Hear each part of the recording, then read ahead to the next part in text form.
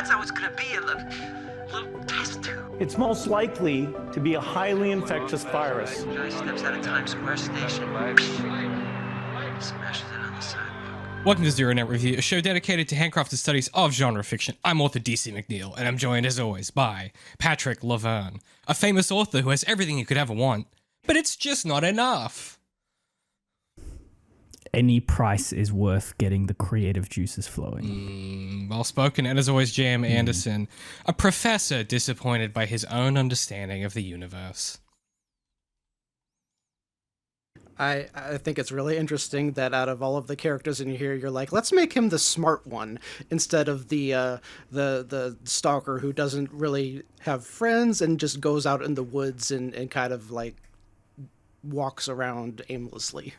Yeah, they have to be funny, not friendship ending. Like, we have to come back in 2 weeks' time and record another episode, dude.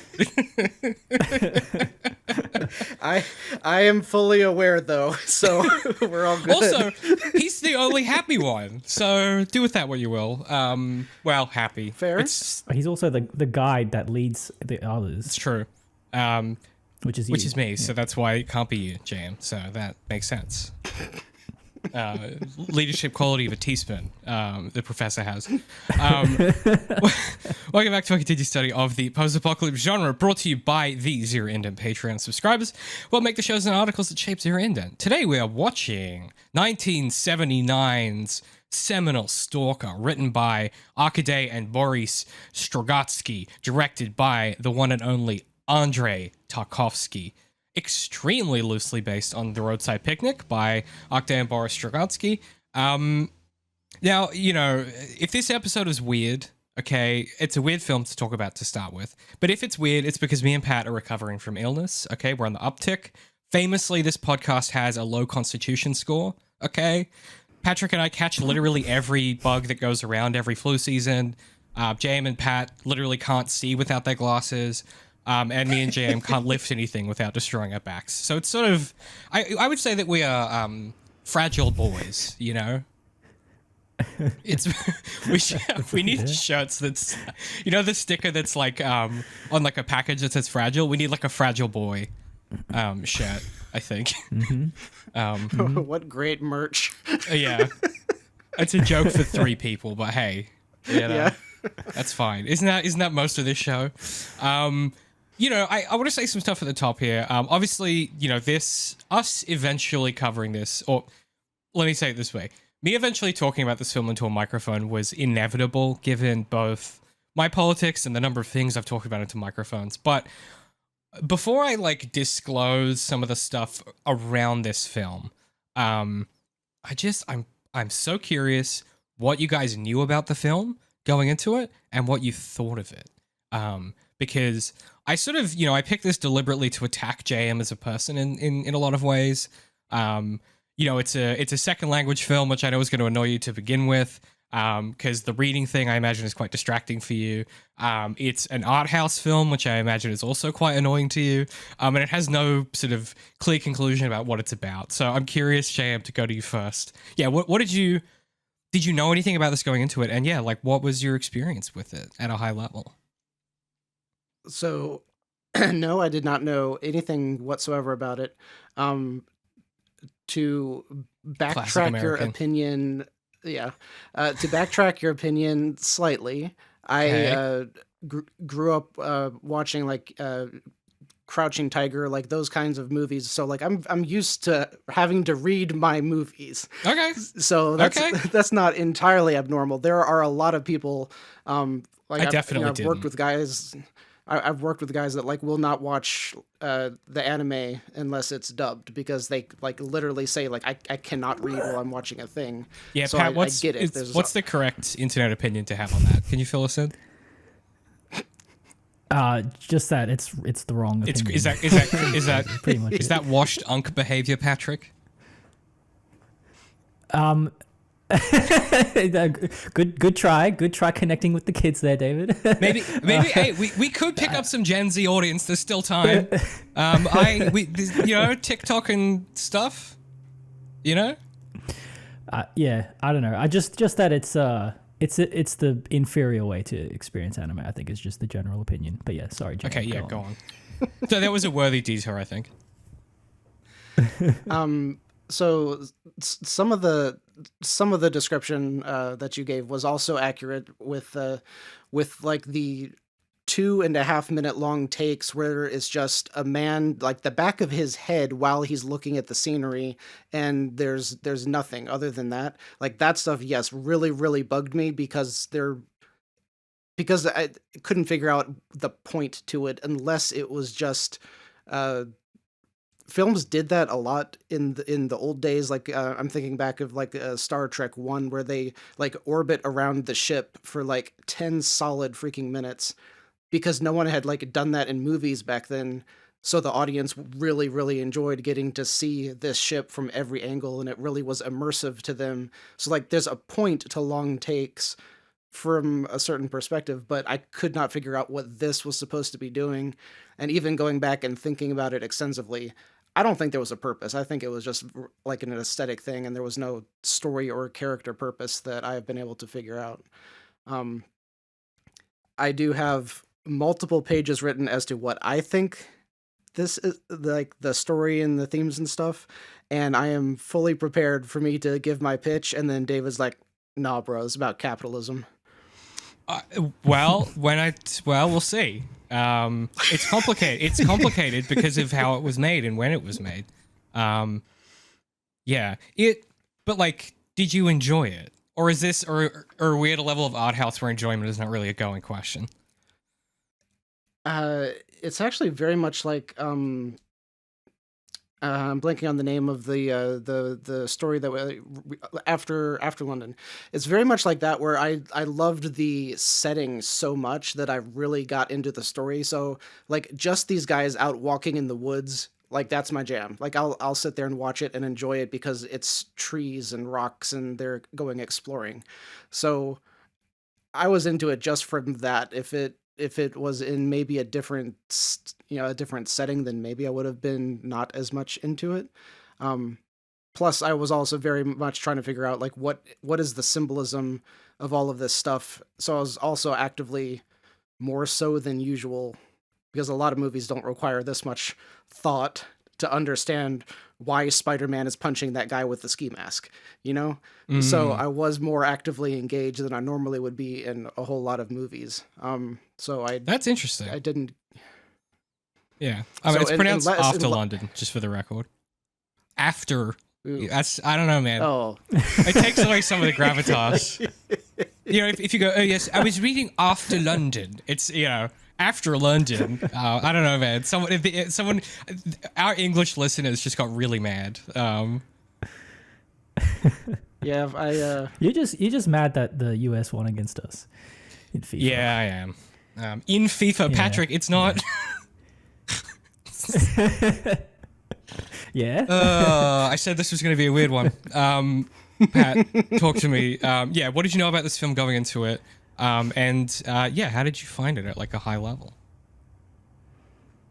Yeah, I mean, similar to JM, I knew that it was an art house, you know, like a solemn art house crawling at a snail's pace kind of film. It's like one of those films that, as you know, a lot of people who like movies know that they should watch, but then they look at the runtime and go, maybe some other time, you know, I'll watch that. Mm-hmm. Yeah, it's the kind of film that like you get assigned in your film studies class by a professor, which we did. That's literally why we watched it. Yeah. So yeah. a huge enjoyment in my life is being able to make you guys like experience stuff you wouldn't otherwise, and then go, now write a book report. But I mean, even so, it was much more figurative than I thought it was going to be. What else? Yeah, I mean, I did enjoy it. I was prepared for it to, like, you know, sit with it, look at all the beautiful mise en scène, you know, just like soak in the soliloquies and stuff like that. Yeah, and you know, all the performances are really good as well. I think that helped a lot. I like how it's, you know, a reflection of like the mood and life in, you know, in Russia and the Soviet Union at that time. I like how it so clearly is, you know, seminal in creating the aesthetic for like Russian apocalyptic sci-fi, you know, like abandoned industrial yards and stuff like that. Like we see that all the time now in other media. You know, like there's a video game series called Stalker. I mean, I think that's set in Ukraine, but you know, but it's based on the same book apparently. And you know, there's like Metro and stuff like that. Yeah, I think it's probably right. You know, it. I had this thought when I was like thinking about assigning this as a film, which is like this is a film that I think would be impossible to sit through without pausing if you have ADHD, because so much of this film is just like sit and think about what you're looking at for about 3 minutes, and then we'll move to the next shot. And one of the things about the attention economy and the and I can't not gonna be able to quote the person off the top of my head, and I wish I'd written this down before we jumped on, but you know, someone described short form content recently to me as capitalist realism, which I think is 100% spot on. Whereas this film was made under the regime of socialist realism, which I will explain in a second. I don't want to like hit you guys over the head too much with proper nouns yet, but one of the things about rewatching this film, so we didn't cover this in my creative writing degree, but it was on a list of optional content as back reading for one of my courses. I believe it was when we covered Slaughterhouse-5. So we were doing kind of like art house surrealist stuff anyway. And I think when I watched this as like a 19-year-old, I was like, this is cool and interesting, and like it's art house in a way that you find kind of sexy when you're young. It's art house in the same way that like slam poetry nights are art house to me. Or that's how I viewed it anyway at the time, right? That was kind of my perception of it. And coming back to it, I just find it so profoundly moving to experience and to sit with. Especially, you know, and we'll talk it through. It's a difficult one to talk through because there's not a lot of plot that happens necessarily, but there's some shot design specifically, and I don't know nothing about filmmaking, right? Most of what I know about filmmaking is from you guys, but there's a particular shot at the end where you, the audience, are in the room, as it were, for a good, like, it must be 4 to 5 minutes. Like, it's a long shot. And I just found myself, like, sitting there, just, like, having a minor existential crisis about, like, my purpose in life and, like, what I've done with my time and what I want to be doing with my time. And I just find it to be a very moving experience if you're willing to meet it where it is, which is like to what you said, Pat. You have to, I think this is a film that's impossible to watch unless you're in like the right mindset. I reckon you would just bounce off of this if you weren't ready to be meditative and reflective. And you know, like I've been quite sick the last like week or two, and watching this with a, you know, tired, a little bit of a fever, drugged up to high heaven. It just really hit me properly for the first time ever. But to counter all that, what's really interesting is I just realized that like this version of the film would be impossible for most modern audience members to watch. But if this was remade now, it would be a really, really good, like, suspense thriller, mystery monster kind of sci-fi flick, where, like, when he's throwing the flags, you know, the white flags for them to follow, and then if they get off of that trail, you start hearing rustling, and you see stuff coming through the woods, and, like, they would do so much more now to build up all of this stuff that doesn't necessarily even mean anything in the original, but would be totally recontextualized because people can't sit still like they would for the original. Yeah, absolutely. If it was made now, it'd be like the back rooms, you know. I reckon it'd have that or similar sort of pacing and stuff. Or do you give it to like a Denis Villeneuve and it's the same but different? You know what I mean? because I can't think of many directors other than him that could pull off the same. Like I think you're right. You give it to anyone else, it becomes like a backroom style thriller. You give it to Villeneuve, and he does. I think he achieves the same outcomes, but in his modern kind of context. Also, just by the way, as an aside, some mornings I wake up and I go, are they really having him do a James Bond? Anyway, I think that's crazy. I think that's insane. That's crazy to me. Anyway, sorry, Pat. Just think about that a lot. Yeah, you. Because I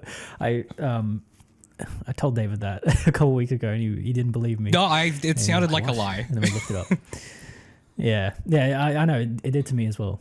I was gonna say once again can't stop talking about my big TV, but oh my god, the big it TV. helps a lot with it helps a lot. It helps so much having a big TV with these slow burn films, because like you're meant to, because like there's a lot of information on the screen, like at any given time, you know, like that even when you are just watching people walk across a plane of grass, that, you know, it's kind of, I don't know, there's a lot more thought gone into like the, you know, the frames than someone watching it on a phone or a tablet would think that there is, or would appreciate. Yeah, it's also, and I'm sure we'll talk about individual shots, or we'll talk about sequences and stuff like that. It's worth saying this film is shot on film, and so it has the benefit of, like, if you watch the 79 80s recreations of the original Star Wars, they have the same quality, which is because it's shot on actual film. If they render the original film into digital in like 4K, it looks like it was made yesterday, or it looks even better than modern films. Like, there's so much color and vibrance. It's a stunning film visually that, yeah, just holds up so well in a modern context. Yeah, I did the same thing. I watched I have a Blu-ray of this, and I watched it on my TV, and I was sitting fairly close to the TV on purpose because I remembered how detailed it was, and like, yeah, it looks incredible. And there are some shots where you go, or multiple shots, in fact, where I went, where the fuck is this? Like, it truly feels like this otherworldly, like the zone feels like this place out of time. It's nuts. I was hoping. It reminds me a lot of the Vor, the book that you gave me last year. It's like, oh, true. You know, I could see that. An impossible geography in you know, some, I don't know how to describe it. It's like, it's sort of similar to the Backrooms, I guess. Just like an impossibly complicated maze that doesn't make sense. Yeah, it's not governed by logic necessarily. Yeah. And the fact that they can't go backwards, such a good detail. Sorry, Jam, what were you going to say? I can't track down what the video essay was that I saw this in. So this, not my original thing at all, but it reminded me when you were talking about the detail in the scenery and everything. And this essayist was talking about how films have changed over the years, because now everything has gone to such a shallow depth of field, so that everything back there is just totally blurred out, and you're having to focus on the people, and everything is now much more about the actors. And like, they were comparing like shots from the original Jurassic Park to the newest Jurassic Park, and in the original one, everything had the deep depth of field. I always go back and forth as which one it actually is, but you could see everything. Nothing was blurry, and it immersed you so much more in the scene, because you could see all of the details of the trees and everything, as the dinosaurs are even way off in the distance. And in the new one, cutting to like roughly the same shot, and it's just like the grass around them is the only thing that's in focus. And so going back to this older film that also probably was very much something that got us more involved in the story, because it's a different type of storytelling, or visual storytelling, than modern films have evolved into. That makes sense to me. I wouldn't have picked up on that, because, again, not a film guy. But yeah, I think that's right. Yeah. All right, well, let me say something real quick about social realism, and then socialist realism, then we can do the summary and get really stuck in. So, basically, to cut a lot of history short, during Stalin's kind of occupation, socialist realism was a regime around what could be published in art and like how art needed to be made, and it did sustain after his death. I think up until '88. And socialist realism, despite having the word socialist in it, is really like free market Stalinism. And it's essentially a regime of truth for art that basically required every piece of art. So there was basically a board that approved any art that was getting published in Russia. And it required every piece of art to deploy the aesthetics of Marxist-Leninist ideology, probably more so the Leninist side than the Marx side. And just for those who aren't absolute Marxists like me, that's like images of like revolution and freeing the proletariat and like rebelling against the ruling class. But crucially, it couldn't have any subtext. So it was this notion that if you make the masses only consume art that has the aesthetics of a revolution, constantly showing them the working class succeeding and rebelling against dictators and the bourgeoisie, they don't feel the need to rebel against the ruling class and the kind of Stalinist capitalism that was being run in Russia, because they're constantly seeing these aesthetics of revolution. There's a pretty compelling argument to be made that America is currently in the vice of like capitalist realism in the same way, where both, despite the preceding ideology, the goal is the same, which is essentially you hollow out an ideology into its pure signifiers. And it's this kind of like postmodern way of rendering all art into state propaganda.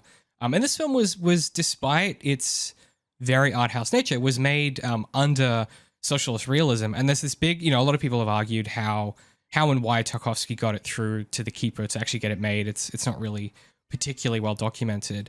But famously, they filmed the whole film. They shot the film in a year. And then when they got back to Moscow, they learned that all of the footage had been developed wrong and it was all unusable. So then they had to like reshoot the whole thing so quickly. And there was a lot of like drama behind the scenes. And Tarkovsky got a new cinematographer, and there's just all of this like really, really quickly things that happen, a series of things that happen really, really quickly in real time as the film gets made. And he kind of cheated a little bit, where he said, I'm going to make 2 films to the Russian board, and then use the footage of one of them to make Stalker, which is kind of how he got around the regulations. It's a whole long backstory. I'm not a film historian. It is just fascinating if you want to read into it. There's a couple of really good books and a really great documentary about it as well. So a lot of it's a fascinating film in the sense that Tarkovsky got to do it once, and then had to do it again really quickly with the knowledge of what he'd done previously. So it's sort of, I saw someone, and this is absolutely criminal, but I shall repeat it here on microphone. Someone said it's the equivalent of the Snyder Cut, where you get to make a film and you don't finish it, and then you get to make it again, but good. And I was like, that is a crime against Tarkovsky, but it's not inaccurate as an analogy. Yeah. I just don't think they should be said in the same breath. They didn't have to redo the entire freaking film, which I don't know that I've ever heard that before. That's kind of mind blowing. Yeah. I mean, anyone who's done filmmaking, you've had at least a day of shooting where like you had the lens cap on or the whatever the modern equivalent is, and you're like, crap, I gotta go do it all again, and then you're trying to remember, what did I do here, because that was awesome, I have to do that, but what exactly did I do, and how do I repeat that? And now he's got to do a whole 2 weeks of filming or whatever it is and try to remember every single little thing. And so now I'm wondering, like, all of those 2-minute takes where they're just staring at the scenery and he's just like yelling at them, do the thing you did last time. I don't know what I did. I was just looking. Mm-hmm. Yeah.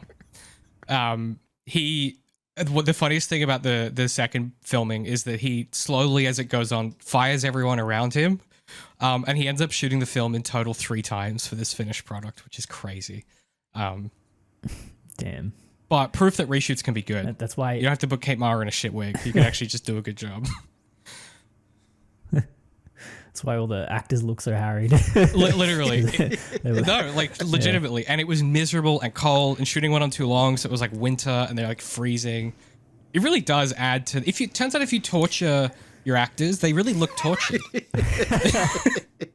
It's great advice Yeah. for any filmmaker. Yeah. Take a page from Kubrick. Yeah, from Kubrick. Okay, that all being said, I just think that's meaningful context. And if you're talking about Stalker and you don't mention that stuff, people leave comments saying that stuff in the comments. So I've done my due diligence. Patrick, when you're ready, can we please hear the summary for Tarkovsky's 1979 Stalker, based on very loosely based on Roadside Picnic. I would say the only thing it has in common with Roadside Picnic is the word Stalker and the word zone. Outside of that, it may as well be its own thing, which is also interesting. It's an I Am Legend sort of scenario. No, it completely different. To put it in context, Okay. like I read the book last week, just to refresh myself. Like the book opens with a discussion of these incident zones being the arrival sites of aliens. Like it's a completely different book than this film. I mean, to be fair, the opening scroll does mention aliens, but it's like, is it aliens? Yeah. It's Yeah, exactly. the tone it takes, yeah. Yeah. Somewhere in the Soviet bloc, a zone appears where time and space function in unknowable ways. A security cordon prevents entry to the zone. The world is colorless and dull. Stalkers enter the zone, hunting for the room, which grants whatever you wish. We follow a stalker just back from prison, hired to escort a writer and a physicist into the zone. The writer seeks inspiration, the physicist to satisfy his idle curiosity. They infiltrate the security cordon. The writer admits he wants ultimate satisfaction, while the physicist admits he wants ultimate supremacy. The zone is full of life and color, returned to nature. The direct path is the most dangerous, and no one goes back the same way they arrived. The professor goes back for his rucksack and is lost only to appear on the other side of the tunnel. The guys stop for the weirdest nap in history. That is accurate. After navigating the sewers, the trio come to the room. The room grants your heart's deepest desire. The writer can't go in, and the professor plans to destroy the room with a bomb. In the end, the three men leave the zone without entering the room. Their greatest desires, their ultimate weakness. End of film. Or something. Asterisk or something. I don't know, man. Or something. Something. You know, and I thought this was really funny. I wrote down on my first note that I've written is, you know, you're in for a weird episode when the film has they have poems as a credit in the opening credits. I was like, we've arrived. The opening shots of this film are so crazy. It's hard to explain, but like you kind of pick up on the shot of this family sleeping. But like the way that, I don't know how they've done it, but the combination of lighting and the focal length, it kind of looks like this waxwork, like recreation of art. And then you get this gorgeous, like agonizing sequence of what it's really like trying to sneak around to get ready first thing in the morning when you try not to wake someone. It's the first time ever in a film I've seen that. And I was like, it do be like that. You know, when he's trying to put on his belt quietly. Yeah, and every creak is amplified tenfold. Exactly. And yeah, like the walls are just like so like maximally textured for some reason. Like it kind of reminds me of like David Lynch's like early stuff, like in Eraserhead, where like, oh yeah, I don't know, maybe it's the quality of all film cameras or something, where they just pick up like every single like texture in the shot. But yeah, there's always something to look at. This is about this, dude. Eraserhead's a great pull. That was 2 years before this, so you're spot on. Yeah, and I like the fact that like with every morning routine, there comes a moment where you're gonna have to do something that's gonna be so loud you're gonna wake them anyway. And I love the fact that it's when he like the pipes are so loud that he's just like fuck it, and he turns on the fire to boil the water. I thought that was like, yeah, just really good naturalistic like choices of directing, I think. And you know, like there's a particular detail that that I saw. I think it was in one of Maggie Mae Fisher's videos. I could be wrong of where I've pulled this from, but the fact that they live like right next to a train line and it like rattles the entire house. If you ever live near a train, that shit is so real. And it makes you go, is that the same train that goes into the zone later on? Which would make sense if he's constantly sneaking in there. They live close to it, you know. It's like this tortured existence that his family are put through because of his vocation, right? Lots of different readings you could do there. The train that goes into the zone was only 2 cars. This one lasted for like 2 minutes. It's a matter of, maybe they use the train line for multiple things. Okay, Mr. Logic. All right. The zone doesn't abide by your logic, okay? It's okay to say you're right, JM. Every once in a while, that can pass your lips. Nah, I don't think so. I said one Doesn't nice feel thing right. to you 2 weeks ago. That's all you get for the year. Was there like drugs and stuff on the side tables? What was that? Yeah, I wrote down syringes. I don't know what that is. Yeah. Heroin, perhaps. I don't know. The other thing was like, you know, is the zone like irradiated or something? Is he doing like, you know, anti-radiation medication and stuff like that? Because that's a big plot point in the book is the Geiger counters. Interesting. It's like before the Chernobyl incident. Mm-hmm. Yeah, but post And Hiroshima. people are still very paranoid. Yeah, but still, like I think we associate like Russian sci-fi with Geiger counters because of Chernobyl. Yeah. But like it's interesting to see that it actually predates it as well. Yeah. Yeah, and even the aesthetic that we associate with Chernobyl, I think, like, you know, the Godzilla style, like the Godzilla inspired like destruction of like Russian countryside and things like that. I think seminally comes from Chernobyl in like the collective consciousness, but yeah, this predates that.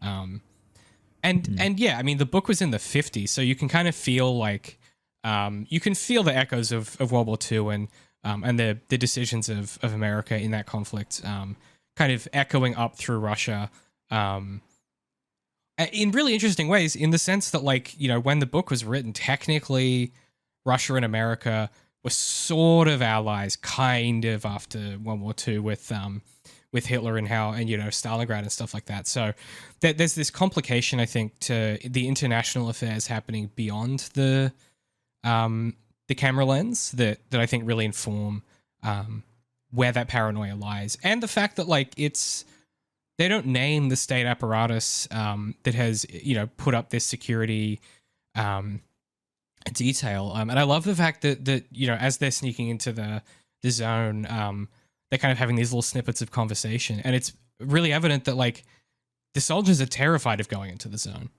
and you know, they're preventing anyone else from going in, but they themselves won't go in, which I think is fascinating. Don't know what it means. Just wrote it down because I noticed it. But yeah, so the setup here is that he, and correct me if I get any of this wrong. So he's just got back from prison. It's essentially like it's a crime to go into the zone. And he's clearly been caught before. He's been back what seems like no time at all. And his family or his wife is like, why do you keep doing this to me? Like, get a real fucking job. Like, you're torturing me. Like, you hate me. Stop doing this. He goes off on this job where he's agreed for a large fee to take a writer and a physicist into the zone. And this seems to be his profession, right? He's a professional stalker. That's what he does for a living. What a sentence. What a sentence. You know, I love the cafe before they go in, where the writer's just like drinking the whole time. And the physicist is like, this guy's a fucking liability. That bar, he's in the very like opening, like in in the opening credits, excuse me, is that bar and the writer is drinking there. Yeah, he was So, pre-gaming. Yeah, it's like he's committed. Many such cases with us writers. We love a drink. And yeah, they sort of have a little bit of discussion about like the rules of what's going to happen when they go in.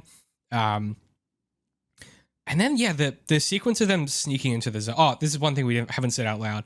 This whole opening shot is in like a. Would you say it's sepia, Patrick? Like what we describe this color grading as?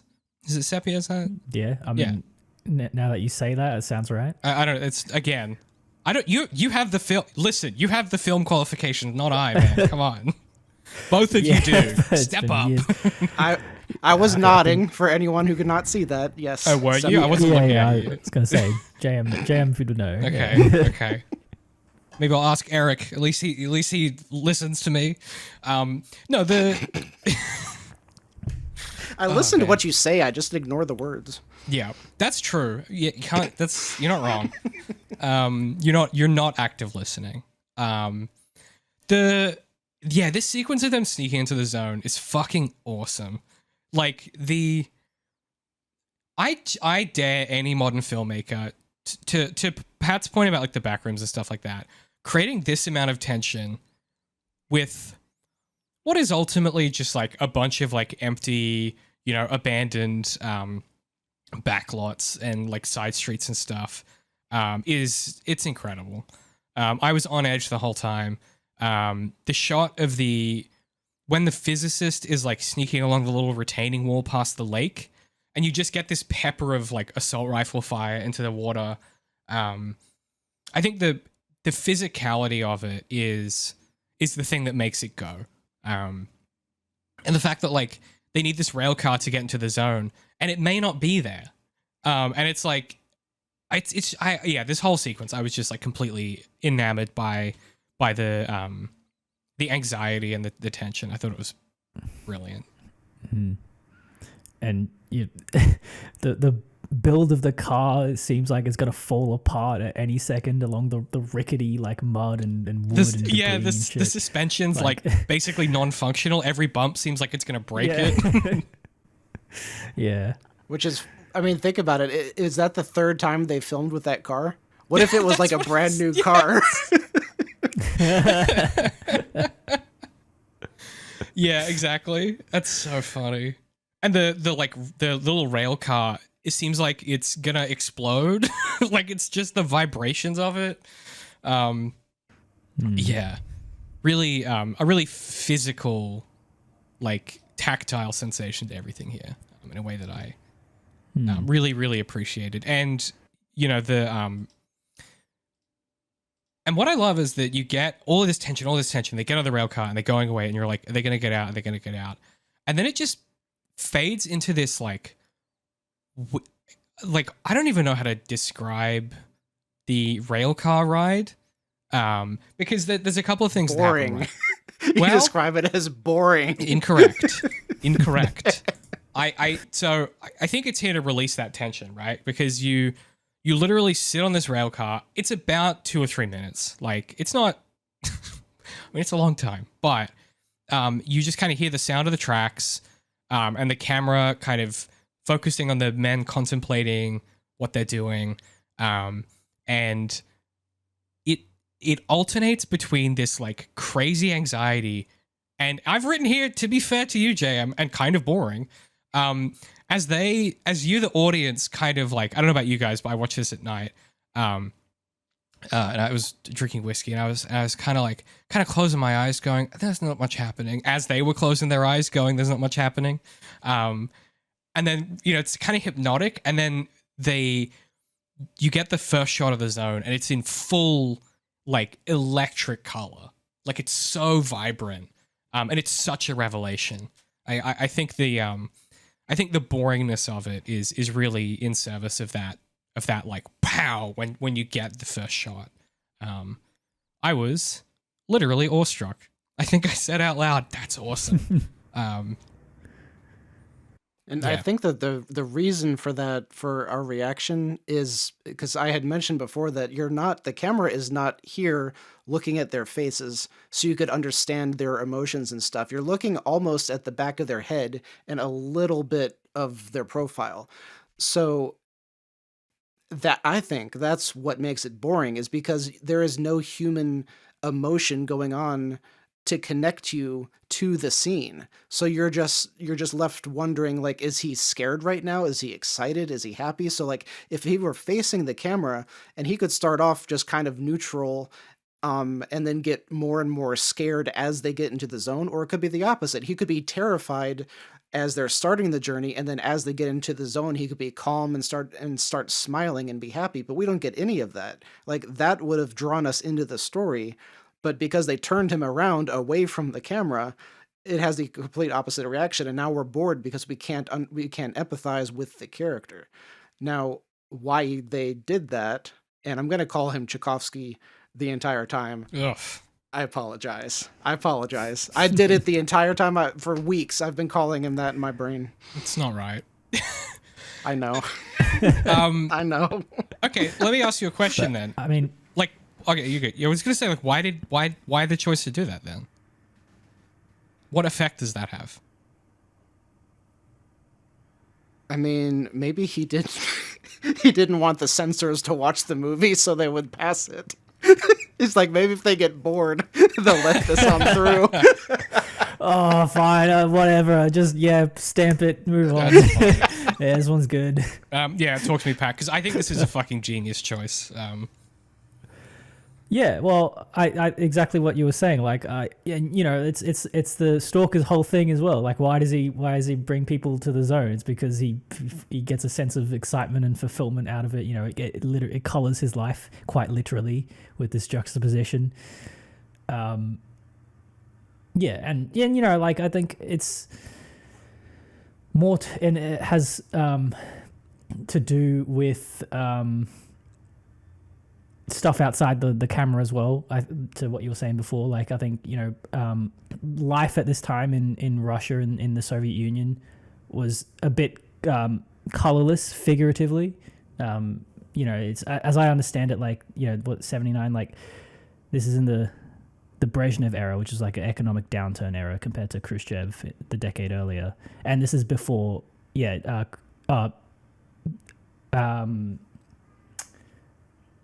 what's his name? The next dude, who implements perestroika with all the reforms about, like, you know, censorship and stuff like that. Like this is, as I understand it, like, the 70s were sort of like a down peak in Russia. So yeah, you know. Yeah, it's like the Stalker's whole motivation is like, it's, yeah, I think it's sort of like contemporary and reflective of a general mood. Yeah, it's like literally, the Russian translation I don't fully understand, but I'm given to understand that the name for the era in Russian translates literally as era of stagnation. Like, it was the... Yeah, that's right, yeah. It was like it was the kind of, like, what we would call, like, the developed socialism, where you had... It's so complicated. Like, this is where you get the Soviet-Afghan War as well, where they invade Afghanistan. And you start to get the conflict between the US and Russia rendered through this sort of, and like you would think that, oh, like you know, that's going to be beneficial to Russia, but they were just so focused on everything else except Russia. That was kind of the problem. And yeah, you're right. Perestroika, I think, is directly after, and that's when you get the kind of sort of democratization, and the Federation and things like that. So yeah, it's an era of, like, it's an era between eras, right? And like, for Russia, it's an era of kind of occupying this liminal space in history, and the zone is kind of this liminal space, right? As is, to be fair, it's a liminal space on acid. On acid, because of the yeah. You get a lot of vibrant colors. Yeah. And yeah, the first shot of him throwing lug nuts, it's just like like, sorry, that's not what happens. So what happens is the little car thing gets there. He sends it back, and then he explains, yeah, you can never go back the way you came. And then he gives I think he gives, it's the physicist, I think. He gives the physicist like a bunch of bandages and a bunch of lug nuts, and he's like, hey, tie these. I need a minute. Okay? I need a minute. And he goes off and does the first really illegible thing in this film, which is he just like goes down the hill and lies in the grass. And he's real happy about it. And he's just happy to be back, man, you know?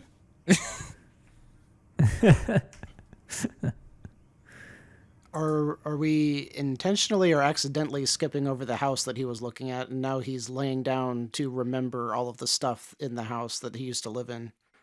No, say more about that. I was not intentionally skipping that.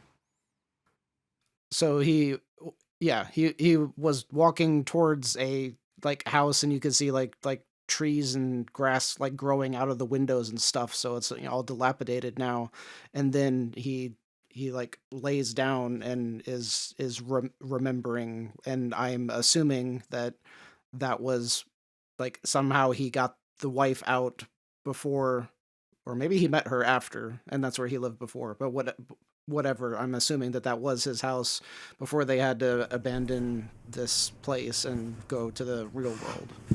I think the prevailing theory, is that like they lived there during the incident where the zone appeared, and his wife was maybe pregnant at the time. Hence the ending of this film. I think that's the general consensus. I think he was in jail for 5 years, and the kid's not that old, so she might not have been born inside there. I don't think she was born. But either way. Yeah. Regardless, the dialogue is very much around the dad being in the zone and not necessarily the child being born in the zone. Yeah. So, he has a mutant daughter, a victim of the zone. Don't you know what kind of children the stalkers have? So it's not necessarily that she was born there, so she's magic. Mm-hmm. It's more that like spending too much time in the zone changes you forever in some way. Mm-hmm. Mm-hmm. Yeah, and then he comes back. You get a little bit of dialogue between the professor and the writer. It's not especially like I got really nothing to say about it other than like it gives you a bit more characterization. We learn that the writer is this kind of like he's a famous author. He's this like womanizer. He has everything he could ever want. And he says that he wants to go into the room because he's seeking inspiration. But I think to Pat's point, if you look outside the camera, you know, he's a famous writer under socialist realism, so he's not really able to express himself. And in some ways, maybe the room represents an opportunity for him to change the confines of how he can make his art, and maybe give him access to something more fundamental and more elemental in his art. And the physicist, he's kind of he's very vague on why he wants to go to the zone outside of he's sort of seeking to understand it, and maybe in some way then understand the universe in general.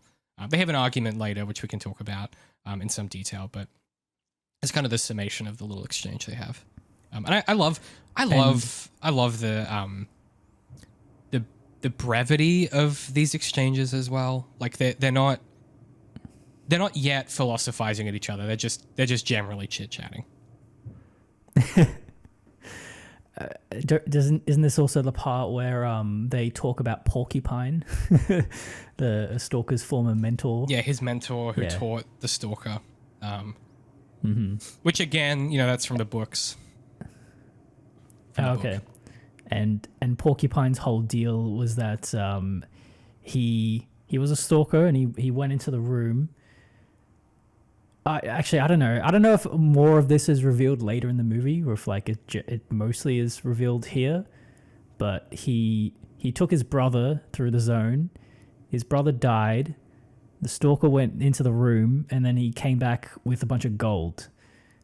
and he killed himself shortly after because he realized that what the room gave him gold instead of his brother, and therefore that's what his heart truly wanted was wealth rather than love.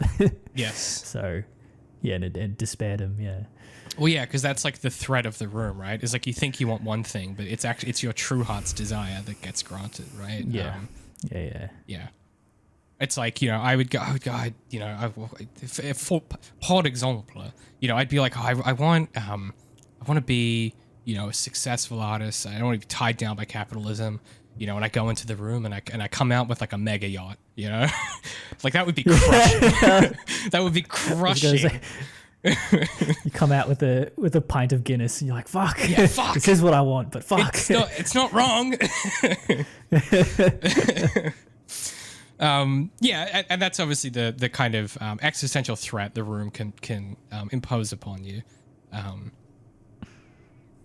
Yeah, and I like Porcupine as an instructive example of maybe why our stalker hasn't gone into the room.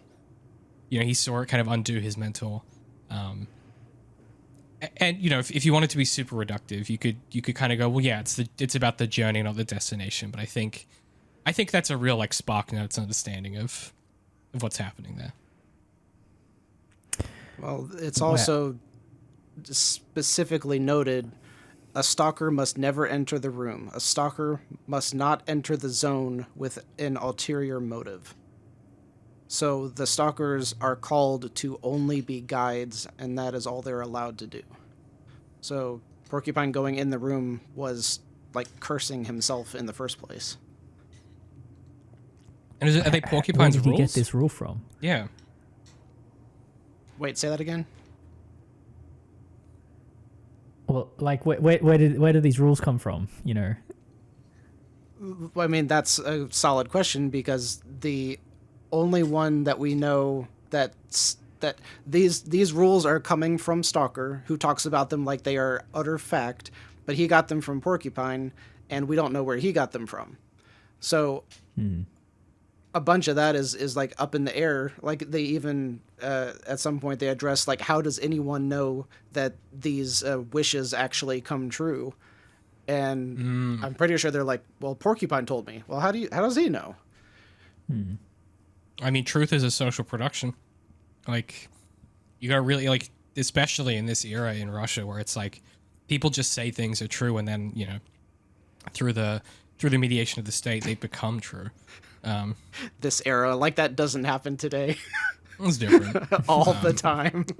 Well, it's literally how, like, social is predicated on its exclusions, and if you agree to a particular rate, here I go. If you agree to a particular regime of truth, you align yourself to the values of the ideology that produced that regime of truth. It's why we say things like, if you say you're non-political in our current moment, that means you're co-signing deep conservatism and far-right ideology. It's why all speech is necessarily political. However, I also think like this question of like where these rules come from, a lot of this film is filled with this question of where did this thing originate? How did this thing come to be? Right? We kind of get an idea of where the zone comes from, but not really. We kind of get an idea of how the Stalker understands the zone. We don't really know how he learned that. We get the idea that Porcupine, you know, produced these rules. We don't really know where they come from. And I think that one of the themes of the film is obviously this question of like, how much can you ever really know? And how many, you know, to what extent do things just appear, and to what extent are things produced and made with intention? And you know, to some extent, what even is intention? Intention, not intention. And yeah, I think that's really well exemplified by the combination of the flashbacks, the conversation it's had, and then the way that he kind of moves between he navigates them through the field by throwing these lug nuts. It's kind of not until one of the guys is like, "Hey, what are you doing?" that he even feels the need to explain himself. He's so used to these rules and this kind of dynamic of reality. He's sort of infinitely comfortable with the zone itself, and maybe less so comfortable with people at this point. You know, he has a lot of difficulty convincing these guys to follow his rules. And yeah, the longer they go in, the more pregnant I found the phrase "you can't go back the same way you came in." You know, the more that he's throwing lug nuts and going through this field, I was kind of like the whole time going, "Oh, like this? So how are they going to get back?" I found that a really compelling bit of tension to sit with as they move through the fields, and also the question of like, hey, what the fuck happens if they go off? Like, what happens if they go off the path? I think it's absolutely brilliant.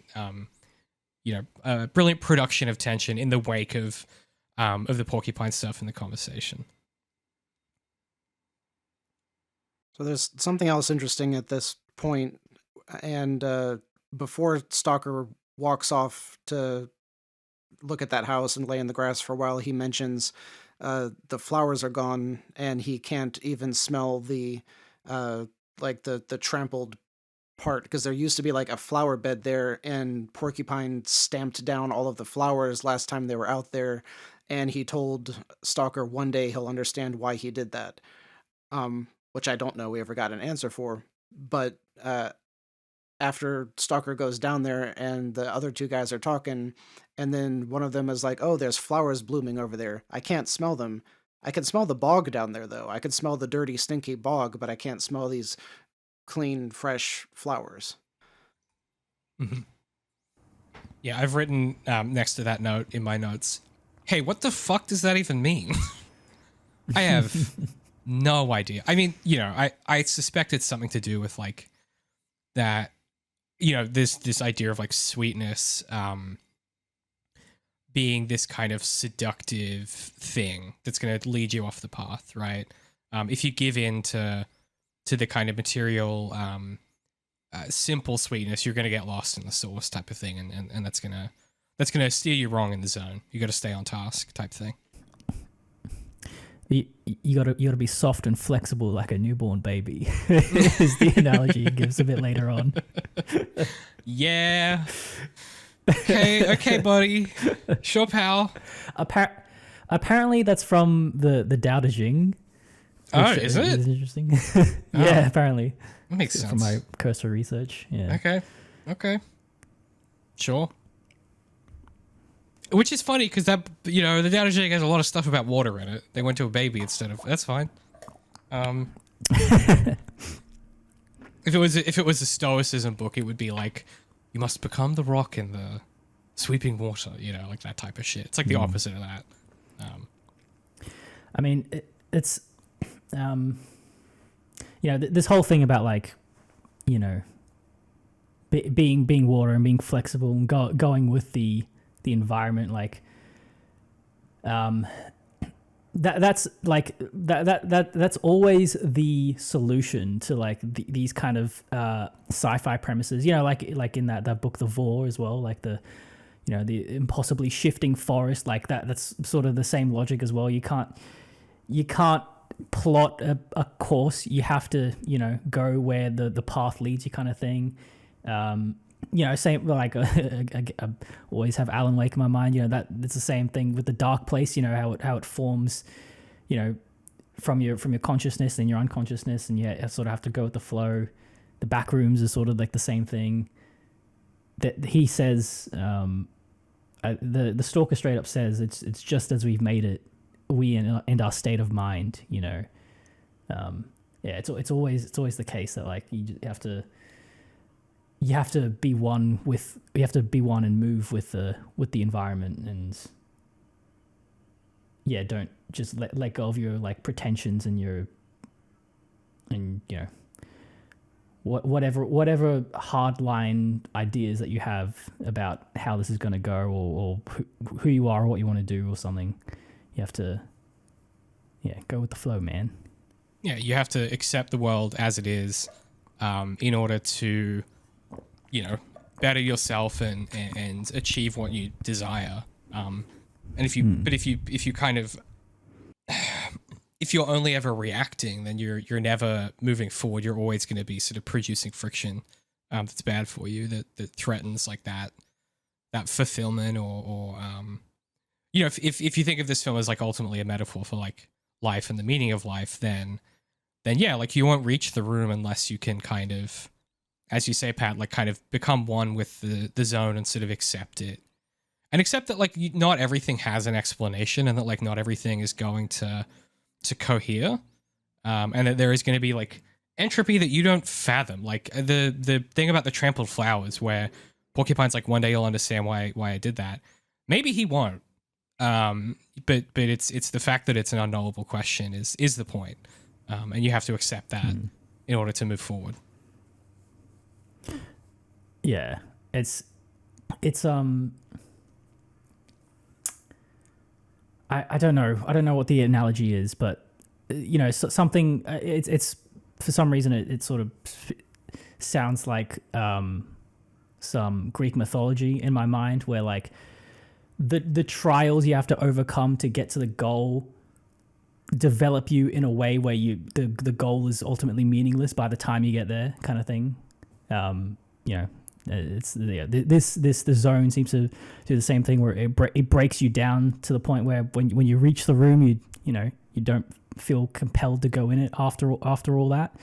Yeah, it's sort of it's the Gloss Hotel thing, right? Of like, it's the, you know, Vincent is always seeking for some kind of like conclusion and meaning to her mother's death, and ultimately, by the time she finds it, it kind of doesn't matter, because she's made her peace, and she's finally had a piece of life that was happy, and that was enough. And then she returns home, right? I think there's certainly a you know, I don't want to say it's exclusive to like, you know, the kind of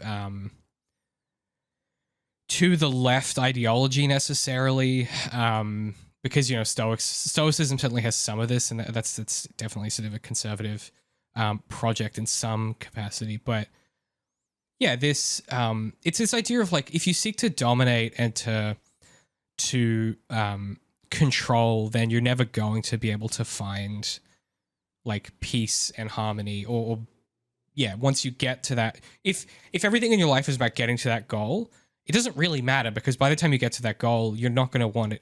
There's always going to be another goal, right? And so I think in some ways it's saying, if you can accept the world as it is and contend with the world as it is, when you get there, you won't even want it, right? You're not then going to take that goal and then go for the next goal and go for the next goal. You're going to actually be able to have some peace through that journey, and actually, you know, and actually experience life and not try and solve life, right? I think that's kind of the, I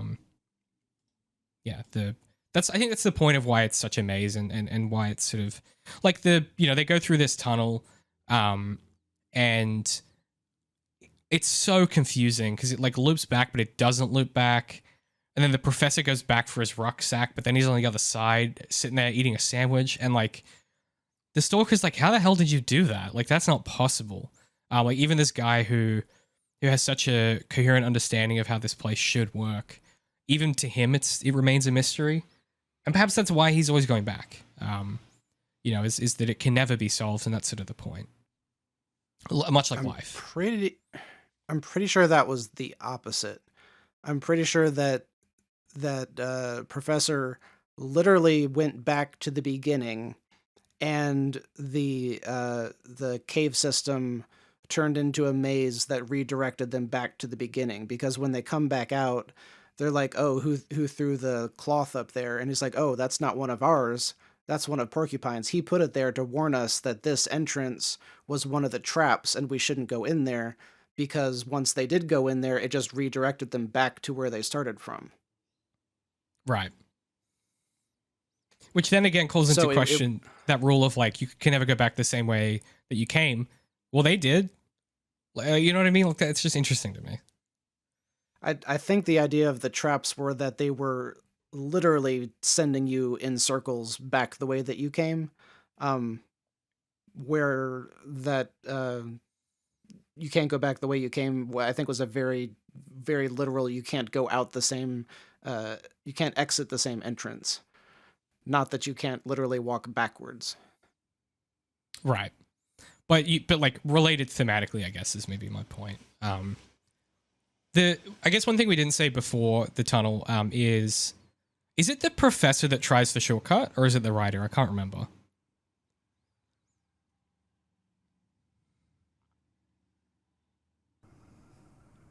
Tries to shortcut. Yeah, like one of them, the stalker's like, one of them's like, why are we going this way? This seems like it's the long way, and he goes, it's the right way. And then one of them like tries to go through like a church or something, and then like they hear like a crazy noise, or they hear, I can't remember what the scene is.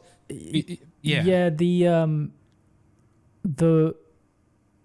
I think it's the writer. No, I think it's the professor. I can't remember, but yeah, he walks up to the church, and then they somehow have a signal, like some signal relay system, and then he stops, and then the two go, "Why'd you make him stop?" And then they both go, "I didn't." And then the professor comes back and he goes, "Why'd you stop me?" And they both go, "I didn't." I didn't quite understand the logistics in that part, but yeah, is that what you're talking about? Yeah, it's basically there's like the sound of someone yelling, and the professor thinks it's the stalker like calling him back because he's seen danger or something. But it's like, no, he was just hearing something in the zone. You know what I mean? Man, that's the creepiest part of the film, probably. It's a lot. Yeah. And when he comes and he's like, "Why'd you call me back?" And he's like, "I didn't call you back. Why'd you come back?" He's like, What? Dude, I was like, what the fuck was that? See, in the A24 sequel to this film that they're gonna make, they're gonna go into that church. Yeah. There'll be like it'll do the Alien thing where like you're looking, it's like a single shot, and then something will move that was like in the scenery the whole time that you didn't notice. Yeah, and it's gonna be exactly like the film that JM described it being the modern version of this film. It's crazy they haven't remade this. So my understanding of that, so this is in what I've been calling the grassy plains section. It's I like that you've really made them into at the biomes. Yeah, I literally have labeled all of them because they all tie into my interpretation. Oh God, okay. But so that what you were calling the church is, I think the clinic is what they call the final building that the room is in, and it's that.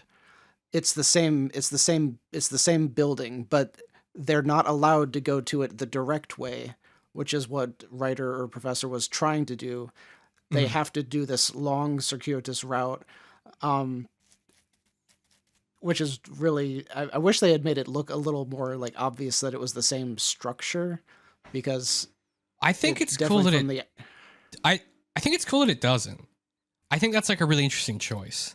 I don't know, like, is it the same, like I mean, is it the same place, or is the room a real place in a real building, or is this just like the representation that the zone has, and they go, that's where the room is? Like, I don't know. I think the question of time and space is probably the. There's a working phone line in the. Oh, in we'll the get to that. It's a very. Is there, it's a very Pat? dream-like setting, Is there a working phone line, Patrick Laverne? I don't know, man. But yeah, to your point, Jay, I'm sorry. Yes, you are right. It is the place where they're trying to go, and that's why he tries to shortcut it. Yeah. Next thing I've written down is big weird nap. Do you have anything else on the grassy zone before we go to big weird nap?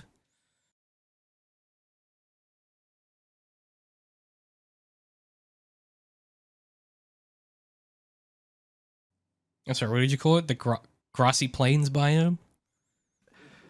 The first thing that really hit me when they were walking through there, because the camera does this beautiful move where it goes up like almost inside this hollowed out rusted car, and then it's got a massive telephoto lens on it, so it keeps following them as they're going across this huge field, and there's like the rotting corpses of tanks out in the middle of the field that they're walking past. It's a gorgeous shot.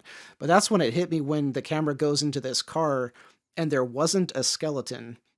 And from that point on, I was like, there's nothing. All of they're talking about all of these people who disappeared in here and all of these people who came in after the fact, and there's no bodies anywhere. Yeah.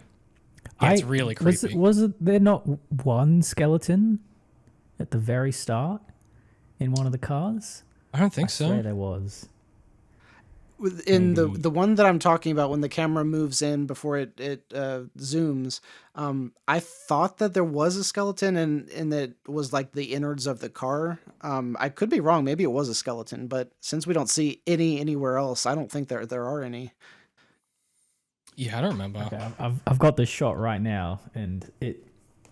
Yeah, I don't know. It's kind of unclear, to be fair, but it looks like a human silhouette, and they're like they've got like and they're holding a gun. Oh, Okay. Yeah, Okay. at 50 minutes 45. Yeah. Someone is like a corpse holding a gun in a car. Okay. Oh. Yeah. okay. So they definitely tied that in, and they just didn't do it aggressively enough to catch our eye, because he yells at one of the other guys later for bringing a gun. He's like, "You're gonna kill us all." Yeah. Mm. Famously not an issue in the book. Guns are all over that book. Because in the zone, there be monsters, let me tell you. And those games do a great job of adapting that concept. That second one in particular is so good. But yeah, What, Stalker? Stalker 2. The game? Yeah, Yeah. okay. Yeah. I mean, the original Stalker is like one of the best RPGs in a long, like, it's up there on like my top list of games of all time. But yeah, Stalker 2 is very good. Super creepy as well. It has a lot of the same quality of this film, I think, where it's very eerie and moody. I just don't think the writing in the second one is as strong, unfortunately.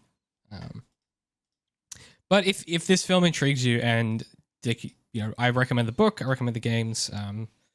Yeah, both really, really fun. But again, very different. That shot in particular, that was the first time where I kind of clocked, like, there's a lot of ways to communicate danger in post-apocalypse stories.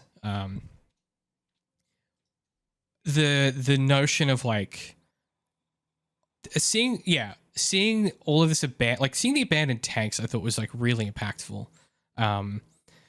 Because it's like, the military just left them there because they're shit scared of the zone, right? Like that's why they built this big security barrier around it, because they're terrified of it. I thought that was, or you could read it as like the tanks were in there when the incident happened, and they were just like, there's so many ways you could interpret it, I think. Yeah, I was assuming that they were sent in after the fact, and the people disappeared, like everyone who goes in there disappears. And then the tanks were just left to rust because they'd never had a driver after that. Right. Oh, I like that. Yeah. Like they've sort of sent them in there to like deal with it, and then the people just like vanish, or something happens.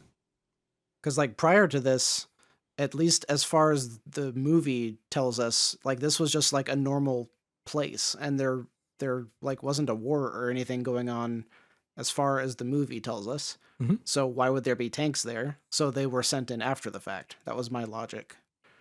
Yeah, I could see that. But it's just such a lovely bit of imagery. I'll probably pop it up on screen, but like, it's just it's the type of thing that, I was thinking about this. I was like, who is making films like this still? And like, kind of Villeneuve, but like, this is really unique and vintage of the era.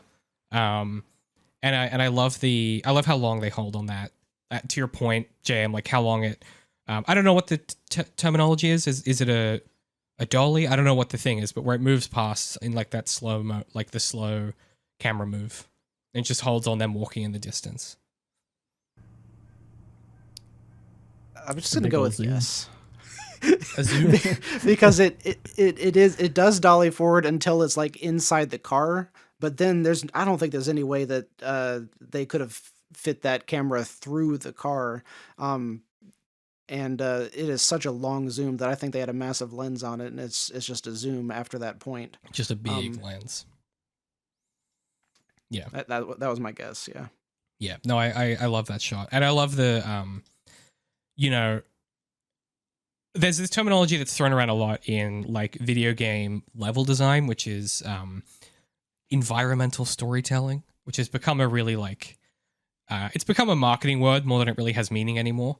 But this film has a lot of really instructive visual storytelling that implies a lot of things and never explains a lot of things.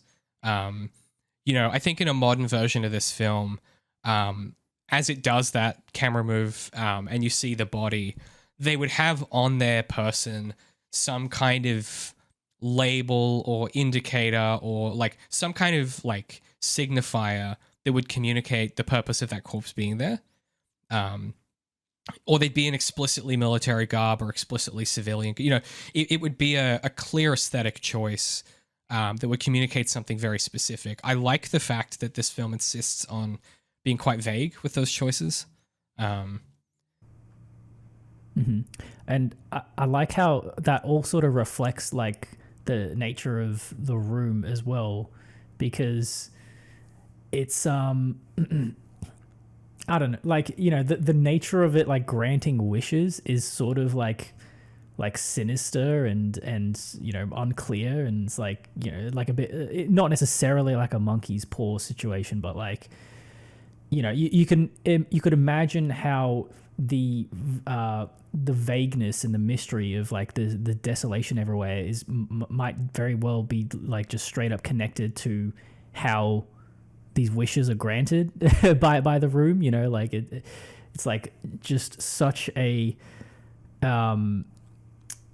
it could have such like untold destruction, like quiet destruction that just like manifests with no cause and no like things preceding it, and then you get just the, you know, fields of like corpses and desolation that just have like no like meaningful history to it. It just exists just because.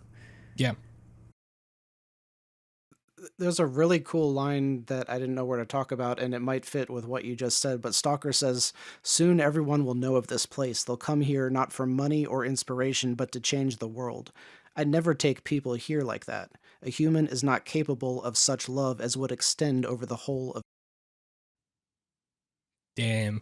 That is some post-historical materialism. Damn.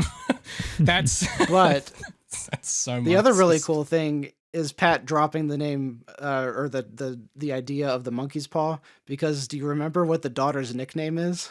But it's Monkey, right? It's Monkey. Oh, monkey. Yeah. Yeah. Like, could that be literal?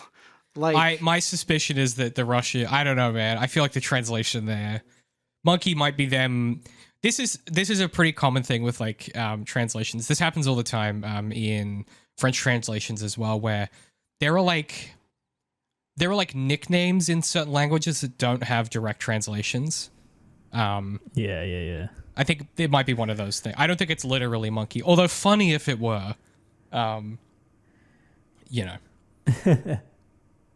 it's like Poppy to refer to like an old grandparent or whatever. That doesn't really have a direct translation in like French, for example. But yes, would be funny if true. Okay, well, should we talk about Big Weird Nap and then we can take a break and talk about the kind of ending of this And then film? we can have our big weird nap. We can have our Big Weird Nap. The boys have a big weird nap at last. So after this, JM, you gotta go find like a puddle to film yourself lying down and use that as the new intro. That's the new intro. Man, I was thinking about this the other day. We got to think about the new intro for the next unit. We got to start working on that. I got to think about some options there. Anywho, I'm gonna go so overboard. Full VFX. You're gonna go find a real life lion. That's a little sizzle for you about what we're talking about. Okay. So let me set up Big Weird Nap and then we can talk about it. So Big Weird Nap, and it sounds like I'm making this up. I promise this really happens in this film. they've gone through the weird looping tunnel. It's the same. I want to be really clear. This all happens in one day, because you can't be in the zone at night. You have to go in the zone and come out the other side before it gets dark. But they're tired for some reason. I guess because they wake up really early to sneak into the zone. Unclear. Actually, that must be what it was, because he's sneaking around. Anyway, it doesn't matter. They've hiked 20 miles, and David's like, they're tired for some reason. Yeah, I feel like they haven't gone that far. And then they're gonna have a little rest. And the stalker. Okay. There's a couple of things that are germane to understanding this scene. So the stalker lies down, and he is alone, sort of facing this big. It's like a little thing that runs into a sewer. A dog runs out at one point. Is the dog real? Who's to say? Not important. And the really important thing is that the writer and the professor kind of lie in separate places near this embankment. And they have this little argument about like the meaning of life. I don't know if you guys wrote down this dialogue or not, but I certainly did. I thought it was fascinating. Bits and pieces. Because it does give the interiorization for why writer's there, because he says, my inspiration has been lost, I go begging for it. Yeah. Yeah, and the bit that I thought was really sort of central, and the best part is it's so hard to explain if you haven't seen the film. They're lying down, again, it's just like a random like patch of grass or whatever, and they're sort of doing like a little... Like they're kind of lying on their hands or whatever. And it's as they're like falling asleep, they have this argument about the meaning of life. And yeah, the bit I had circled in my notes is the writer says, all your technology, all those blast furnaces, wheels and such like hustle and bustle so that people can work less and consume more.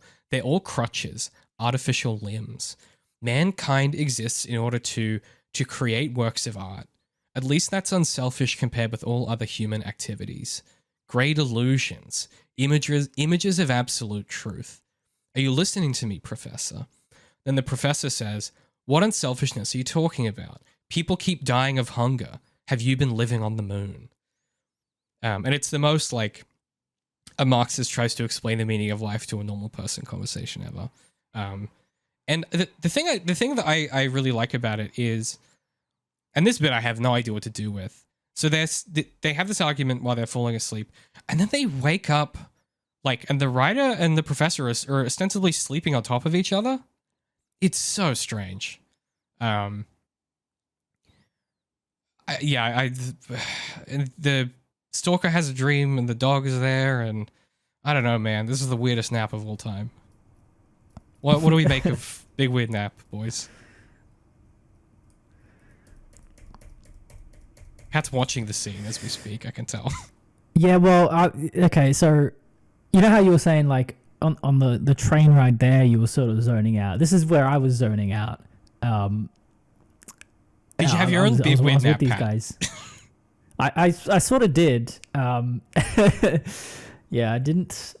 It's quite hypnotic. Yeah, I don't know. It is, but I didn't think much of it. And I was just so, like, taken aback by, like, the blocking, you know, and the physicality of what they were doing, like lying down like half in a puddle. I was like, this is some old art house shit for sure. Yeah. That's something I didn't note, but this is maybe the first. This is one of the only films where I've ever had this thought where I was like, the cinematographer, the director, like they knew every single shot and they had a plan for every single shot, because like none of this makes sense unless you're doing it for such a specific purpose. Because this whole shot that we're talking about, like the camera is like looking down through the water, but it's like not a creek bed. It's like linoleum or something under there, and then there's little bits and pieces of different bits of humanity, but I'm not really sure what any of those broken pieces of thing are. There's like ceramic at one point, there's a watch. Yeah, there seems to be like a bullet casing. Yeah. So like maybe I should have recognized some of that stuff, because then you could make the solve that, oh, that's a carpet tugger. You got to pull up the carpet and you can see where the Riddler left the thing. But I don't have that knowledge, so I don't get the meaning. But aside from that, like the number of shots that just were beautiful because they were so well planned and so intentional, versus, you know, the modern, we got to blow that up over there, you know. Yeah. Or this would have to make like empirical sense. You know what I mean? Like they'd pull out bedrolls and they'd, you know, like there's a version of this that lacks the absolute bizarreness. And like, yeah, to your point, like there's like, yeah, weird detritus from like the people who used to live here. Maybe this was a house at some point. It's really unclear, like where they are. And I think that's the point, right? Like the zone is this sort of, this every space where delineation stops mattering and stops being something that you can do, and everything is everything else. And like why do the back rooms? Why did the professor and the writer wake up on top of each other? I don't know. Like you just had a midnight cuddle. Yeah. Does it matter? I just want to cuddle. That's fine. Yeah. That's all good. I mean, they don't like each other, Two which bros is cuddling. yeah, it's just a weird thing. And yeah, and I mean, I don't know, man. If you want an example of how to produce or how to do productive ambiguity, purely with, to JM's point, clear intentionality, I would put money on Tarkovsky having a really clear idea in his head of what these sequence of shots are supposed to produce, right? Him being like, this is what I'm trying to do with this. I've got no fucking idea what Tarkovsky was trying to do with this, but that's kind of the point, is that it's ambiguous and it feels foreign and weird. And like, why are they napping in the first place? Why are the professor and the writer having this argument as they fall asleep? And I think that, you know, this is the type of film where you could work to produce an interpretation of that and a meaning behind that. But it's one of these sequences where I enjoy not really having a clear idea. You know, it's this reflective moment for everyone. They're thinking about the meaning of life. They're in this place where that's sort of the whole goal is to change the world. And it's just pregnant with a lot of meaning and also no specific meaning, as is the zone, right? It's that kind of, yeah, it's reflective of the space they're in.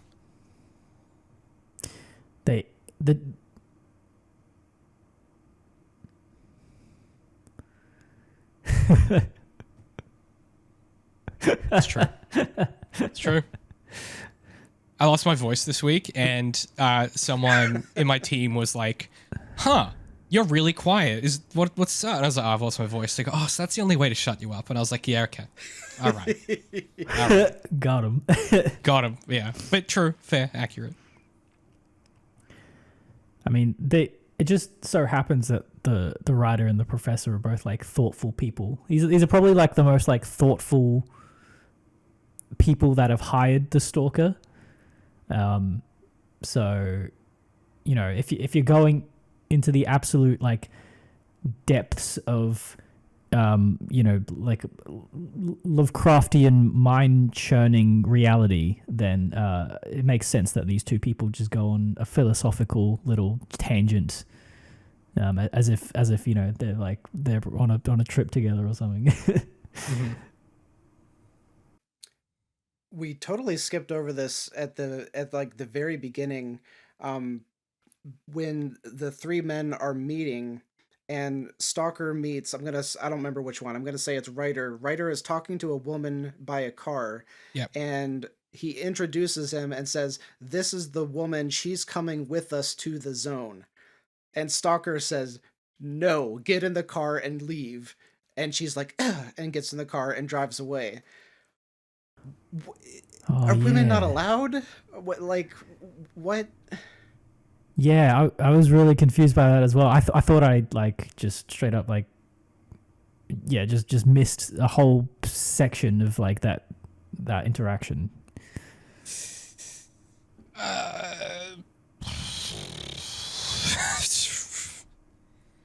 I think like the gun, like the whiskey, it's like vices are not. They're a bad idea in the zone. They're gonna lead you astray. You know. I mean, I've got a theory, but it's tied into a deeper theory that I'm gonna have to spend several minutes going through. Okay. But good to call out. Good detail to note. Okay. Yeah, that's Big Weird Nap. They wake up. Stalker is visited by dog. Dog may be metaphor. Dog may be real. Hard to say. Dog in sepia again. Dog in sepia. My theory is that it was his dog from when he lived in wherever this previous place was, and it like visits him anytime he comes in, but it's maybe not real. No, because it follows them out of the zone at the end. Does It it? goes with them to the real world. That doesn't mean it's. Yeah. Oh, it does. Yeah, because it's with them, with the family when they're walking. True. Okay, it is real dog, but then how the fuck does? Okay, sure, yeah, why not? I guess, but like, how did it find them again? Because it wasn't in there in the sewers. Whatever, doesn't matter. Not important. Sure. Zone rules don't apply to dog. Dog Yeah, don't that's have true. grand ambitions. Dog have no desire. Dog just want to go walk. Dog want big walk. Okay. All right, good stuff. Okay, well, that was Big Weird Nap. Anything else on that, or should we take a quick break? I don't know if it was said at this point or if it was said earlier on, but one of the things that Ryder said that I just thought was poignant was he was being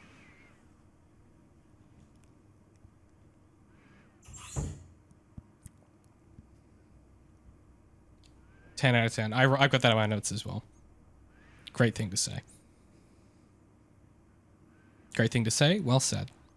Also, it's worth noting the one thing that's maybe hard to pass, I guess, as English speakers, because I only picked up on it when I was doing some like reading on what people have written about this film.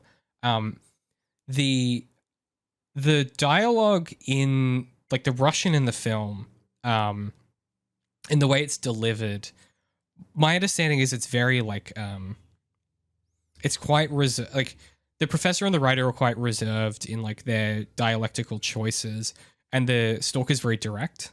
And so you've kind of got this like these two ramblings is the wrong word, but they're sort of the Russian words they're using when they're choosing what they're saying are quite like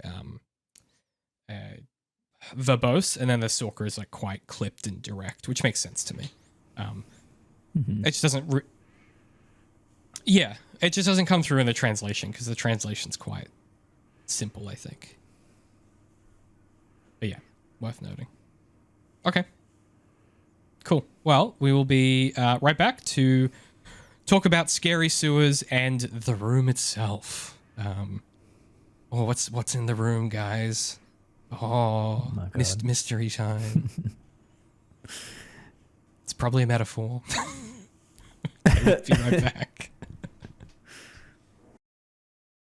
This post-apocalypse unit is sponsored by the Maynard Trigg series. You can find these books at underink.press. They are my science fantasy coming-of-age novels. If you like post-apocalypse fiction, I guarantee you'll like these novels. They take place in a dying world far above the earth in the skies.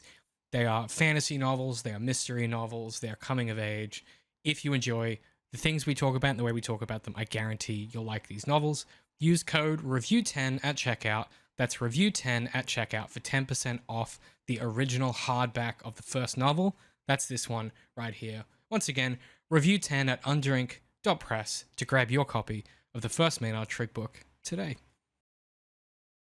Okay. Welcome back. Let's talk about the sewers, where the sewers are interesting, where the guys go through the sewers. They change like every minute, so you have to kind of move through them fairly quickly. And they do this little great sort of... is it the writer that he makes go first? I can't remember. Yeah. Yeah, and so he goes forward, and what they're doing, and it's really clever filmmaking, is... essentially, as long as they can see each other, the reality between them won't change, but everything in front of and behind them is changing. So they're kind of like doing a kind of like a I don't know what you call it, like a like the bride is going to the next room and then they're going up to him and then he's going to the next room and then they're coming up to him. Like it's sort of a daisy chain. I'm sure there's a word for that scouting type thing, But like, what? Why? So why? Why don't they all just travel as one? Yeah. What's the? Yeah, man. I'm quite confused about a lot of the things after this. So I need you guys to explain, like the room they encounter directly after this. I hate to tell you, but that's sort of the point. Okay. I think the idea is the closer you get to the room, the more reality kind of breaks down. Because why they do that, like what benefit it gives them for him to go forward, I cannot tell you. Does it feel correct for this to be the way that they get through these sewers? Yeah. Why do I think that? I can't tell you. It just simply is. Yeah. You know? Is it a expression of respect to the zone, because you gotta respect the zone? Who knows? Who knows? This is actually one that I'm really interested in what people think, like, the purpose of this is. Let us know what you think. Leave a comment. Or you can send me a message on Patreon or Blue Sky. I'm really curious. I've seen some takes before of the sewers. I think the sewers are probably less important to me than the phone before they go into the room, and then the room itself. But I find them. I think it is this the bit? Is it here or is it when they get to the end of the sewers where we get the gun? It's at the end of the sewers, right? Yeah, and they ford that little gross puddle. Yeah, the gross puddle, and then the weird bumpy room. Shout outs to weird bumpy room. Yeah, I've seen shots of that weird bumpy room, like, a lot of places. It's truly the most alien shot. Like, it makes no sense. Yeah, any like YouTube video or like article that recommends movies and recommends Stalker, it'll probably be that shot of the sand. Hey, that might sand room. That might be the thumbnail to this if you're watching it on YouTube. I haven't decided. But yeah, so they go through these sewers. They have a little mini sort of argument about who has to go first. And they. Yeah, if you stay too long, something will change, and the implication is that and then something might get you. Don't know what the something is, but they get to the end, and they're really close to the room now. And who has the gun? I didn't write that down. It's the writer, right? Pat, can we get a real-time fact check on that, please? Yeah. No, it's the Stalker. Oh wait, no. No, it wouldn't be. I think it's the professor, and I think it's the professor who was sent through the room because sent through the sewers. Which, David, you're gonna lose it, but I referred to them in all of my notes as dark pipe tunnels. I cannot with you today. I know. What? What? In retrospect, I'm like, sewer was right there, but you said dark pipe tunnels. Has something gone wrong with you? Sometimes the brain don't work good. Like, between last recording and now? That's... I give you a lot of latitude, but that one, I don't know, man. You're crazy for that one. I admitted it because I realized how bad it was. Yeah, sometimes you feel in real time when you do a weird one and you're like, I don't know about that. Yep. But he says because the zone allowed you to go back and find your knapsack, that's how I knew that you would be allowed to successfully navigate this tunnel. So that's why I tricked you with the two matches that were actually both the same length. Mm-hmm. So it wasn't Ryder, it was the professor, right? Professor. That makes sense. Yeah.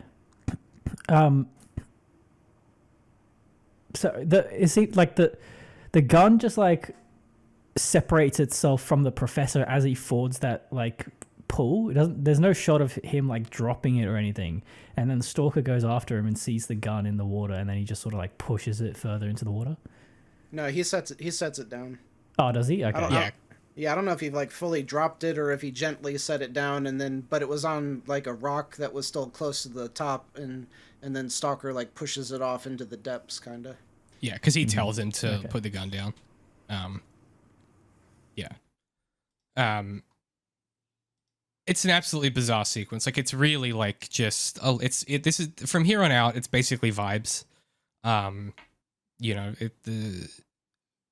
they get so okay.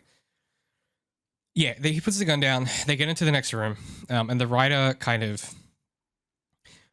I've written in my notes. The writer just straight to camera gives us a monologue, where he says, and we've sort of said some of this, but you put your heart and soul into your work, and they devour you. They even devour the filth in your soul. They're all literate. They all have voracious appetites. They all keep crowding round. Journalists, editors, critics, a constant stream of women. All of them clamoring for more. What kind of writer am I if I detest writing? It's a torture for me, a painful, shameful occupation, something akin to extruding hemorrhoids. I used to think my books helped people to become better, but nobody needs me. If I die in a couple days, they'll find someone else to devour. I wanted to change them, but they've changed me to fit their own image. Which I think is a pretty damning indictment of socialist realism. And this kind of trap he's found himself in. Yeah. Pretty rough stuff. But I mean, I feel like that's also, it sounds like a bit of a universal experience for like famous writers, perhaps. Yeah. Yeah, of course, right? It's that thing of like, you know, Brandon Sanderson writing the 27,000th sequel to Mistborn. It's like, he doesn't want to be doing this anymore. Like, let the man move on, you know? Or like George Martin and Patrick Rothfuss being like tortured by this need to like get their finales correct.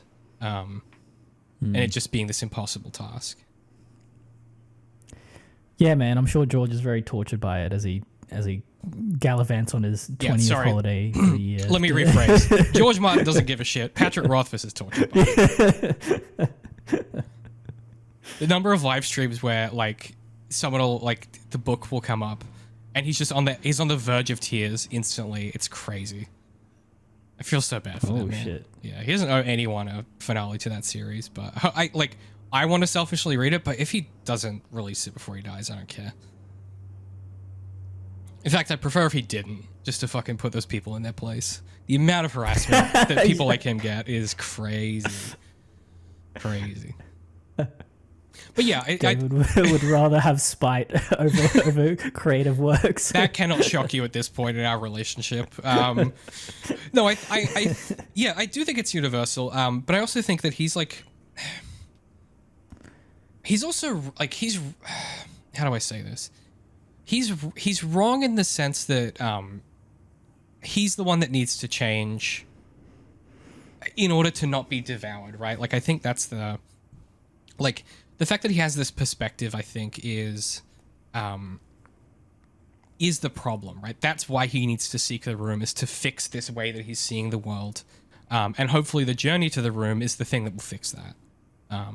This is him kind of admitting to the deepest recesses of his soul of like, this is why he's actually here. You know what I mean? Like, he says it's, I want inspiration, but it's actually to fix this mechanism inside him that's broken, right? It's a internal kind of engine of mystery that helps him produce art, and it no longer works because he's hollowed himself out to write these works, and there's nothing left, and he has to find that thing again. To be fair, I think that could very much be defined as inspiration. Inspiration doesn't necessarily mean a specific topic. It could just be an inspiration to write at all. Yeah, I suppose my point, I'm trying to separate the idea of like him coming to seek inspiration and his actual need is to fix this problem inside of himself. Like, he wants this external solution to this internal problem, right? Like, he wants to change the world as opposed to himself. Yeah, it's all their problems are like invisible and psychological and complex, and it doesn't work with the concept of like of wishes coming true and wish making, you know, and that's like I feel like that's like one of the central like conundrums about the whole conceit of this movie, or like the plot of this movie. So it's like what are they all going to wish for when they get to the room? It's like, is it something material? But like, yeah, when what it is that they all actually need is like far more complex. Yeah. It's that thing that the Stalker says earlier, right? Of like, you know, or whenever he says it, but like that, you know, pretty soon everyone is going to be coming here and trying to change the world for their own like selfish needs. And, you know, when Porcupine goes in, he discovers that his actual desire is gold and not to bring his brother back. Because he hasn't done that work to fix himself before he goes in. And these are two men who are like, yeah, to your point, Pat, there's something fundamentally within them that no longer functions the way that it should. And they imagine that, you know, this is if they could just wish it away, they would, and that's why they're here. But the world doesn't work that way, and the zone doesn't work that way. And indeed, maybe the room doesn't work that way. You know, unless you're going in with the, you know, the good of the world or the good of humanity or something in your heart. You know, it is the monkey's paw thing of like, unless you have done that work, it is going to go wrong for you. Yeah. Otherwise, what would his wish be like? Like a muse, like that Sandman story about the guy who traps the muse in his attic, or whatever. Mm-hmm. Where she's just like a person, and he's just like kidnapped her, but because she helps him produce like good writing, he like just ignores all the obviously evil things he's doing. Mm-hmm. And that's like, you know, that is like the whole monkey's paw of that situation kind of thing. Yeah. Mm-hmm. Yeah. I have a interpretation of the whole wish thing that I'm only saying to make people upset and argue. So. Oh, that's a real neat thing to do. Right? Where did I learn it from? Interesting. Yeah, exactly. I wonder how you came upon this technique for media criticism. So, is not the point of discovering your truth to discover your happiness? So if writer is going in there and he's like, I want to be a better writer, but then this journey teaches him that, oh no, I should be a fisherman. That is my true joy in life. That's what I want to do.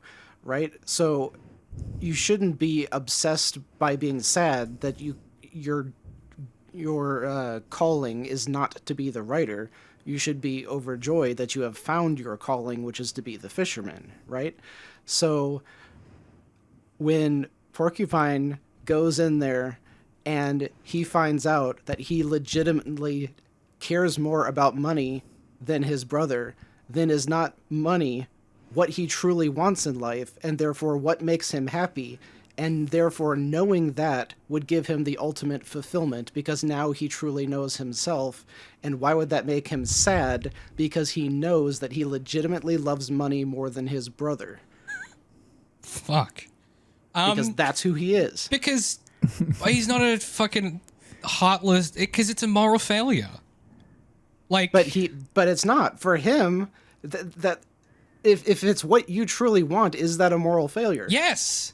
If what you truly want is money, yes, it is. Definitively. Got him. Definitively. Yeah, I think so. I think that wanting, if you found out that your deepest desire was this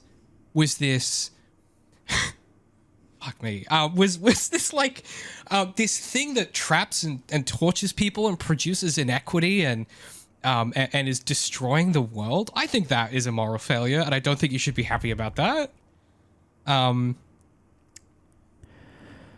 What I would say... But, I mean... Sorry, you finish your thought. Look, Pat and I know someone who is like this. I don't want to name names, and I'm not going to say it because I'll forget to bleep it. But, like, we worked with someone who very proudly was like, yeah, all I care about in life is money. And we both went, cool, enjoy being unhappy forever. Or I think you were like, and because I just accepted it because, you know, he worked for me for some time at that point. But you were like, cool, man. Weird thing to say. But I think that one of the outcomes of that is that you kind of, I think if you learn that about yourself, what you're ultimately learning about yourself in that moment. So I want to separate and really be specific with language here. Desire is the thing, right? And you have to free yourself from desire in order to find peace.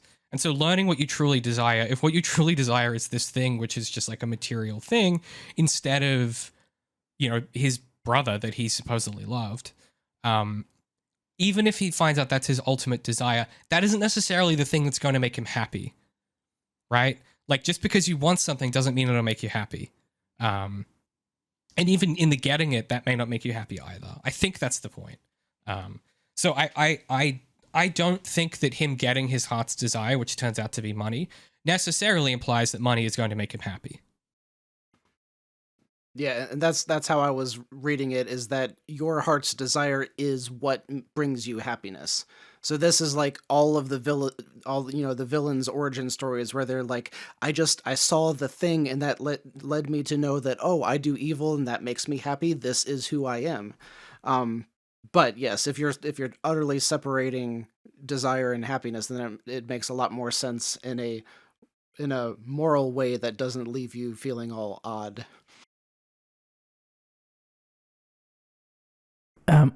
I mean, yeah, this is pretty grim, but like in a roundabout way, like coming to the realization of your own moral failing is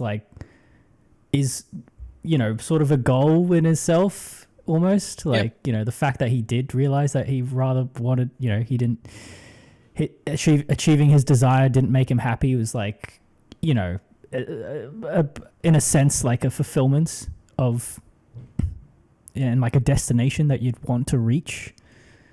Obviously, you know, it's bleak because he kills himself. He doesn't achieve happiness, maybe, but like, yeah, I don't know, just another thing to think about, maybe.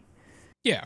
I would pretty much say, and I hate to be the absolutist, but any outcome that results in you killing yourself, probably not a great time that you're having. I don't know that we could say, oh, that now he should be happy. It's like, okay, yeah, all right. Yeah. Dark stuff. I kind of have to put another content disclaimer. It's surprising the amount of stuff we talk about with suicide in it. I guess that's just apocalypse for you, but yeah. Okay, I guess we should probably talk about... Okay, let's quickly talk about the phone call, and then we can talk about the room. And JM can give us his off-the-wall theory, which I'm sure will be very entertaining. What do you guys make of the potentially real phone call that the professor has with his employer? Absolutely legitimate. They used to make quality stuff, used to be good engineering, and it would have absolutely lasted for 20 years and been fine, fully functional phone line. Absolutely. Do old rotary phones like that not need power to ring? Nope. How does that... Really? Yeah. It's just copper. Wow. You know how, like, in the Wild West, they had It rings so loud, though. telephones and shit? Wow. Yeah, isn't that crazy? Yeah. Oh, wow. That's Actually, really showing I'm the age with- difference on this fucking show. Jesus Christ. You know what? But I just want to point out, Patrick is not that much younger than me and JM, okay? They're making us sound 1,000 years old right now. Well, no, I mean, look, I've been around rotary phones a bunch. I just always assumed that you need power for them because they're fucking loud as shit. Well, I started to say it doesn't need that much power just for the voice traveling over the wire, which vibrates the little tiny thing in the speaker. But he's talking about the literal bell going ding ding ding ding ding ding ding to ring the thing, which you would think would require a lot more power than just the voltage that's coming through the wire. So he might be right. I don't know. I don't know. Hey, shockingly, this doesn't have an answer. Weird in this film. Who would have guessed? Yeah. What do you make of the content of the phone call, though? Like, what are they talking about? It was it was funny. You're only saying that because I fucked your wife 10 years ago. What the hell? Yeah. Fucking out of pocket, dude. Yeah. Yeah. This guy has some beef. Yeah, that was unexpected. Which I think that was referenced earlier on because he mentioned that he was unable to get funding for an expedition. Yeah. Because Professor had been trying to do this like the quote unquote the right way. Like the train that they followed in had like all this scientific experiment stuff on it, and that would have been, he would have gone in like with that, but he couldn't get the funding to. And there was also like a mention somewhere in there about like marital troubles or something. Mm-hmm. Okay, did he? Wait, the phone was ringing and he picked it up, and it happened to be his colleague from the university. No, it was a call of some random person that said, "Is this the clinic?" And he said no, and then he hung up, and then he redialed the number for the university. Yeah. Right, so he called his old nemesis colleague just to talk shit and say I found El Dorado or whatever. I mean that's petty and hilarious to me. It reminds me of that dude in the last season of Mad Men who calls up Don just to talk shit and say, yeah, I got a deal with this fucking this printing company and I'm all successful now and fuck you. And Don goes, okay, and he's like all hungover and he just woke up. He's like, all right. Yeah. Hey man, sometimes you gotta call a guy you hate and brag. Okay. Less revenge is living well. It said that he had a bad reputation at the university and couldn't get the money for an expedition. Yeah. So, but also it's not like saying I stole the bomb and I'm going to blow this place up really saves any, it's not like that restores his reputation.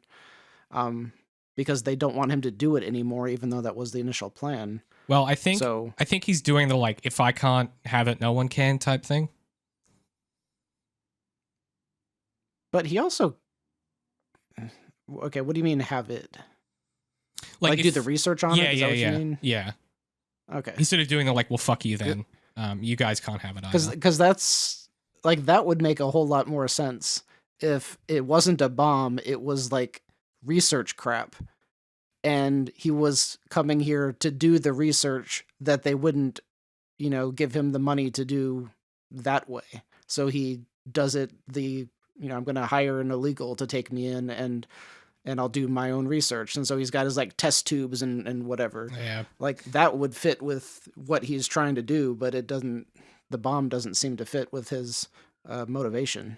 I think he's just like, well, I guess what you're talking about is like the behavior of like a healthy person.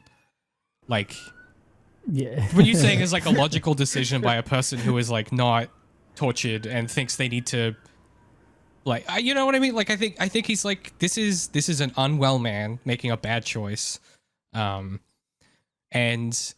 it takes the other two men to stop him from making this bad choice. Like I don't know what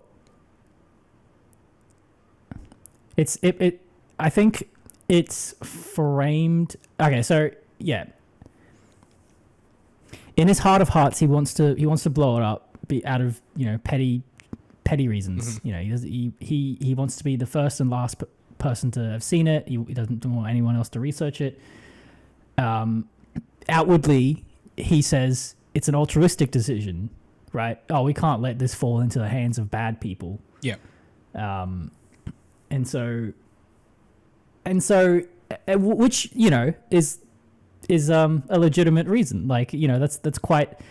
There's a lot of valid things to that argument, but because of his actual motivation, it's like it's a bit tarnished, and like perhaps that's why the movie frames it as like the wrong decision to make, and ultimately he decides to not do it, and that's like the right decision. Yeah. Yeah. I think that's probably right. And like the fact that he's produced this fiction, like this kind of to like altruistic kind of fictional reason that he's doing it. It's like, well, no, because this like when the Stalker says earlier, like, one day people are going to come here soon and like try and change the world or whatever. If anyone had the actual moral authority to destroy the room, it's the Stalker, because he's right, you know, and he makes these moral judgments of these people before he agrees to take them in. And it turns out the professor was hiding his true self, and he is just this like petty, kind of jealous guy who is, you know, we often talk about the fact that like one of the, you know, this is his lie, right? The lie he's telling himself is that he's gonna blow it up and it's gonna be for the good of the world. But actually, you know, his need is to accept that no, it's selfish. You know, he's coveting this thing and he doesn't want anyone else to have it. And he has to kind of let go of that need and yeah, make peace with the fact that like that's like a selfish thing that he wants. And he is jealous and he is petty, and like, why else would he make this phone call? Like, you know, convenient plot wise that he makes this phone call for us as well. But really great character writing that it makes complete sense that he does. I wonder if that could also be like a call to his family, if that makes sense. Like the university would tell his, he's like, hey, go see the woman that you cheated with and tell her that I'm dead. Yeah, maybe. Yeah. I also, there's a really good argument that I read in one of the journal articles I was sort of skipping through for this recording, and like someone made a really good argument that like that the reason he calls the university is it's the only phone number he remembers because it's his like old work number. Which I was like, oh, that's a really interesting argument. Because like back when phones existed, you really kind of only remembered like 4 or 5 phone numbers. Everything else was in like you had like your little red book of contacts. Like I remember my mom's phone number and that's it. And my own, that's it. You know what I mean? I mean, yeah, same. Yeah. My mum's and my own. Yeah. That's who I remember. Yeah. Okay, let's sort of break the seal and let's talk about let me set up what happens and then we can talk about the room and whatever James' bizarre take is. So they have this kind of, so he's planning to blow it up. The Stalker's like, absolutely not. They get into this little scuffle and then they start to have this argument about who's going in first. And they're sort of pushing each other, and there's all this different, you know, it's kind of hard to track. You got to watch it a couple times to kind of follow really what's going on. And then they get to the very threshold of the room, and in the end, they're both too scared to go in at all, or they both won't go in at all, or whatever the reason is you think that they're not going in. But the result is they all kind of sit down, despondent, staring into the room, and the room is this like kind of big, long hallway with kind of water dripping down. And the camera pans back into the room. And it's a really long shot. Like, I genuinely think it's like a 5-minute shot. I'd have to check. I don't have the film pulled up because I've got too much going on with the recording, but I would love to time that shot because it goes on forever. And, you know, the effect of this shot in the ending of this film is that we, the audience, are in the room for a good long while. Yeah. I could tell you what I think this all means, but I'm curious. Who wants to go first?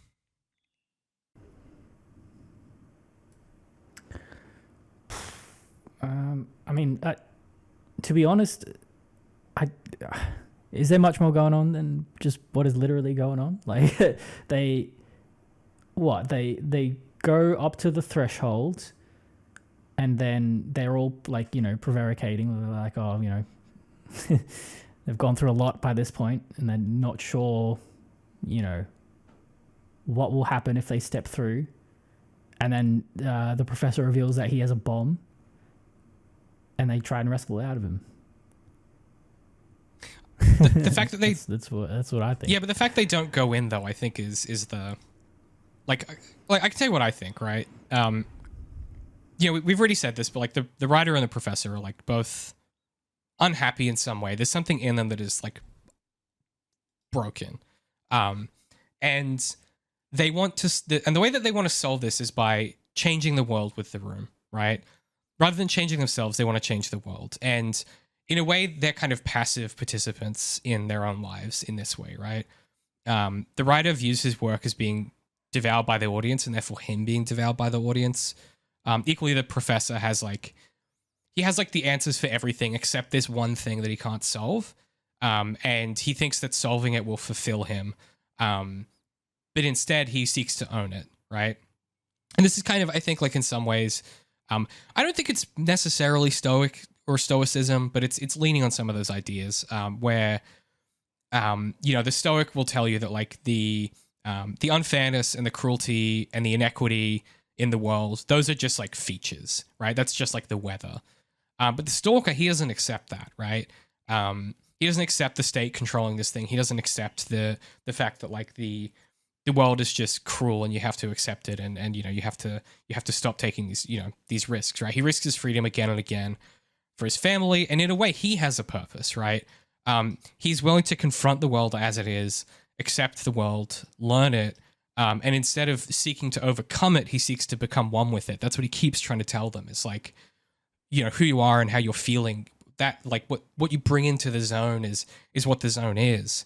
And the stalker, I think, he seems to understand that like in order to remake the system or the world, you have to first remake yourself.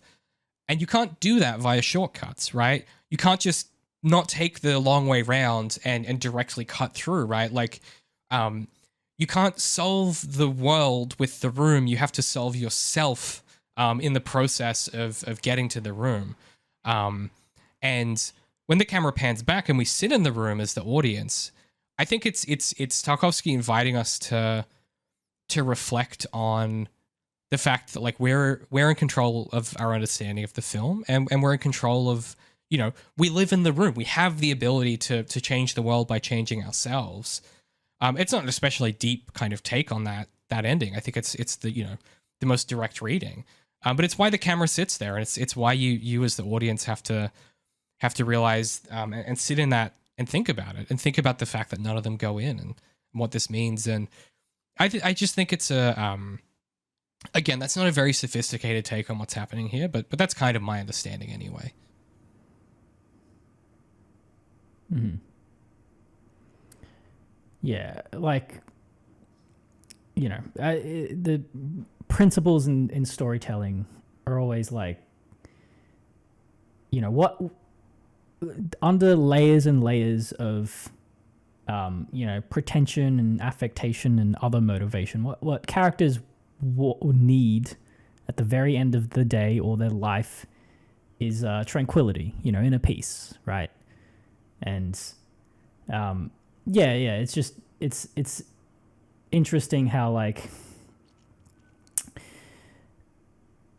through a sort of ineffably complex and roundabout way, by not entering the room, the characters all do get what they really innermost desire, and it is that inner peace and that tranquility and that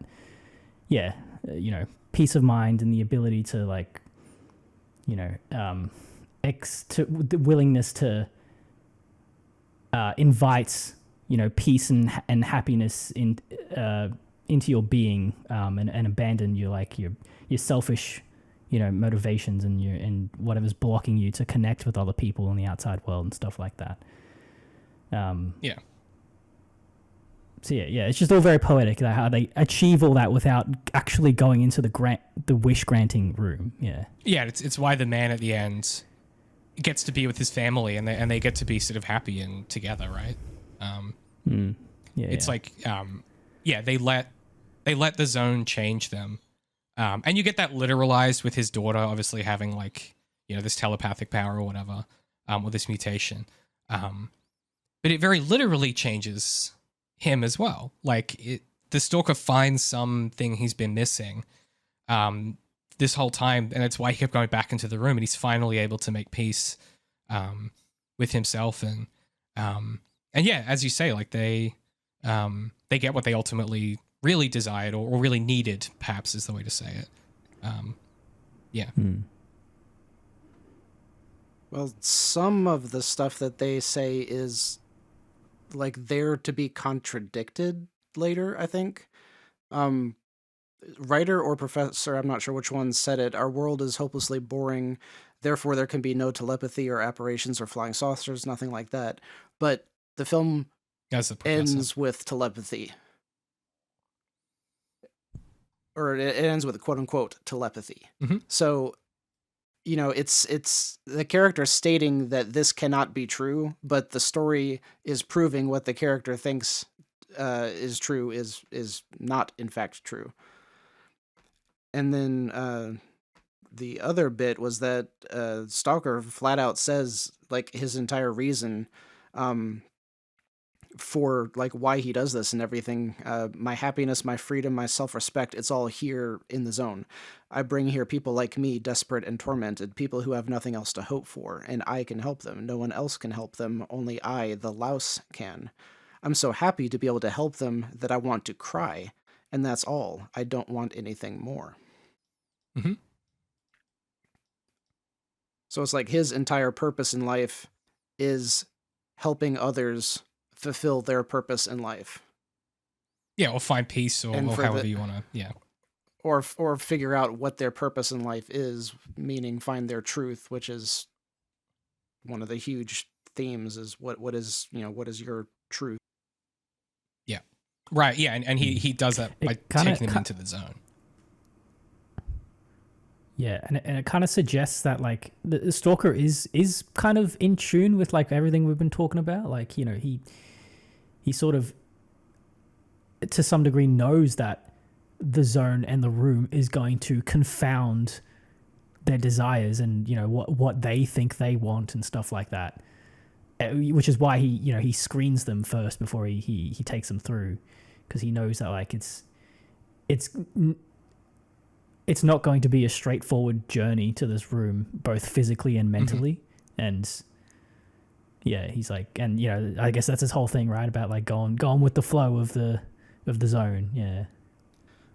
It's also a really uninteresting, kind of sad reading of the very end, because the whole time that they're in the outer room, you never see inside the room. And so you're the whole time they're like messing with the bomb and all this stuff, and you're like, what does it look like in there? Is it like solid gold? Is there something in there glowing? Like, you have no idea, and you're picturing all this stuff. And then at the end, it cuts to that long, like 5-minute shot David was talking about, and it's just the same dilapidated with the roof is broken so that the rain is falling in and there's puddles all over the floor. It's the same broken down room as all of the other ones that they've walked through. And you could definitely read that, like, there's nothing special about this room whatsoever. And the whole thing is just like a lie that Porcupine made up to like get money from people. And he was like, oh yeah, I'll pay me. I'll bring you in here, make a wish. It's this room. Looks just like all the others, but this is the magic one. Yeah. Well, or the thing that, that you were saying before, which is that if it is a lie, it gives Porcupine the opportunity to help people like find happiness and, you know, and change themselves through this journey, which is ultimately the wish behind the wish, right? It's the that Gene Wolfe thing, like behind our efforts lie our efforts, right? There's always a truth behind a truth, and whether the room is real or not kind of doesn't matter at the end of the day. Because its effect is real.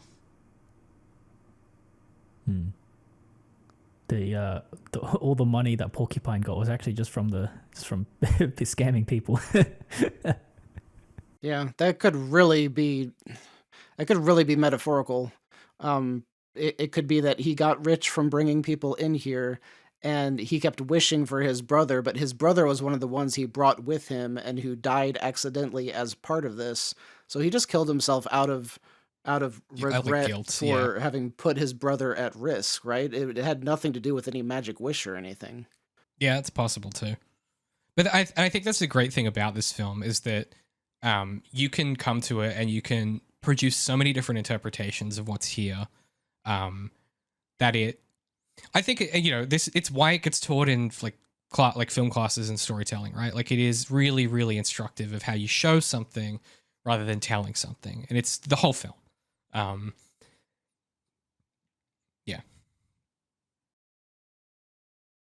I think what's notable by its absence is the themes of like divinity. Everything that sort of vaguely points to an explanation is like scientific stuff, aliens, meteorites, technology.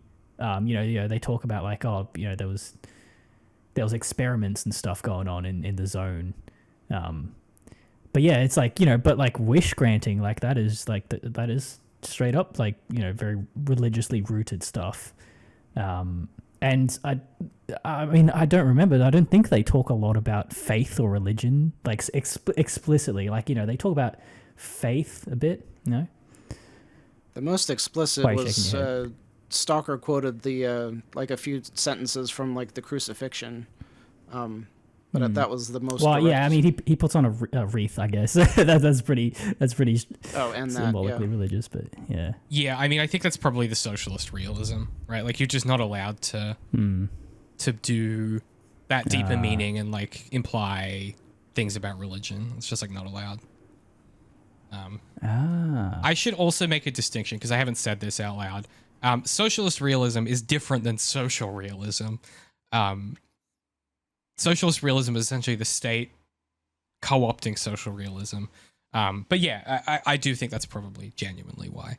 But I think it makes for an interesting...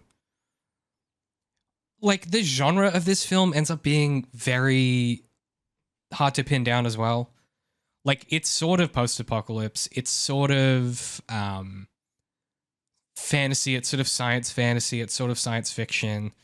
It resists categorization for that exact reason, Pat. Like, because it doesn't tip its hat in any particular direction with, the faith or where this stuff comes from. Obviously, the opening crawl and the aliens thing, I think that's just from the book, right? That comes from Roadside Picnic as well, where it's unclear if alien means alien or alien means something else. There was one really banger of a sentence that also ties in right here. Can you really believe in all of these fairy tales? I think this is either writer or professor asking Stalker, the fairy tales that he's heard about the zone. Can you really believe in all of those fairy tales? Not in the good ones, no, but in the bad ones, certainly. Awesome. What a great line. This film, by the way, is full of bangers like that. Yeah. Look, we could talk about this film for literally like 6 hours, but we should probably wrap up because I do have a soft out. Anything else you guys want to touch on before we wrap up? Well, it ends on the magic daughter. Yeah. I literally have nothing to say about that except how they do that. Magnets, maybe? I was thinking that as well. I was looking for like the underside of the table. I was like, yeah, maybe not then. Maybe a string. I don't know. Yeah. Yeah, it was a low definition of footage that they might have just been able to get away with, like a fishing string on I there. was thinking of probably a string or something. Or they just found a telepathic girl. Yeah, it's probably easy to do that, I would have thought. Yes. And I like that they take the doggy home. Yeah. Yeah. Good dog. But the powers aside, there was a lot of dialogue in there about the daughter, considering how little impact she had on the story. We've got Professor says he has a mutant daughter, a victim of the zone. Don't you know what kind of children the stalkers have? His wife says God himself has cursed you by giving you this child. So did Stalker go into the room at one point and wish for the kid? Or was she really a byproduct of him spending time in the zone? And is this a curse that she has magic powers, or is it a good thing? Which, again, goes back to the themes we were talking about before, right? Like, that's the whole, like, that's all of it. Is the room like this gift or is it a curse, right? Like, is this zone this bad thing or is it a good thing? And it, I think, ultimately is what you make of it, right? Like, and it's sort of it's about you and how you work on yourself as opposed to what the world tells you things are. Because ultimately, at the end of the film, he accepts his daughter, and he, you know, learns to love her and not view her as a curse. You know, so I think the, to your point, that is the work of the film. Like, it is asking those questions and encouraging you to ask those questions, I think.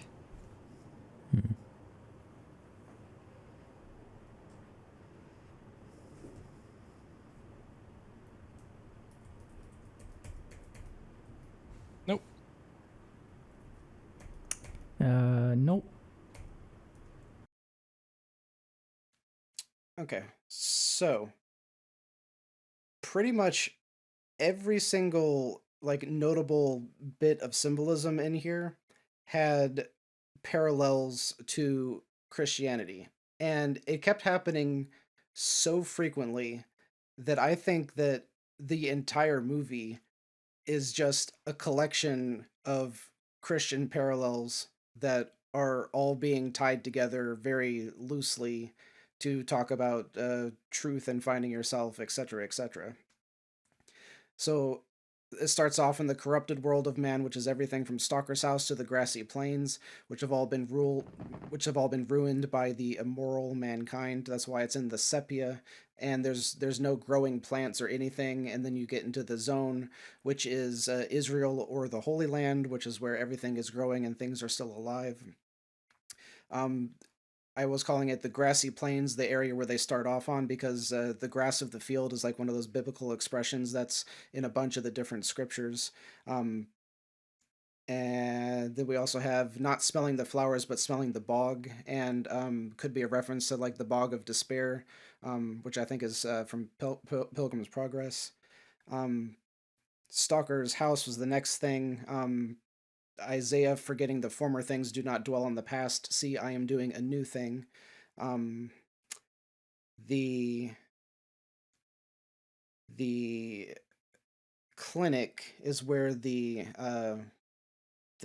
room is, and I think that's supposed to symbolize the temple, which is what houses the inner room of the temple where the Ark of the Covenant was stored, is the Holy of Holies. So the Holy of Holies is the room, which is where the magic place is, and the temple is what they're trying to get to, that they have to go on all of these circuitous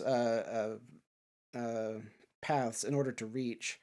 The nap time scene, my closest guess was that it was there's a lot of references to you're tired, you're downtrodden, your weary bones, that kind of stuff, and literally just you need to rest. The sewers, lots of references to walking in darkness.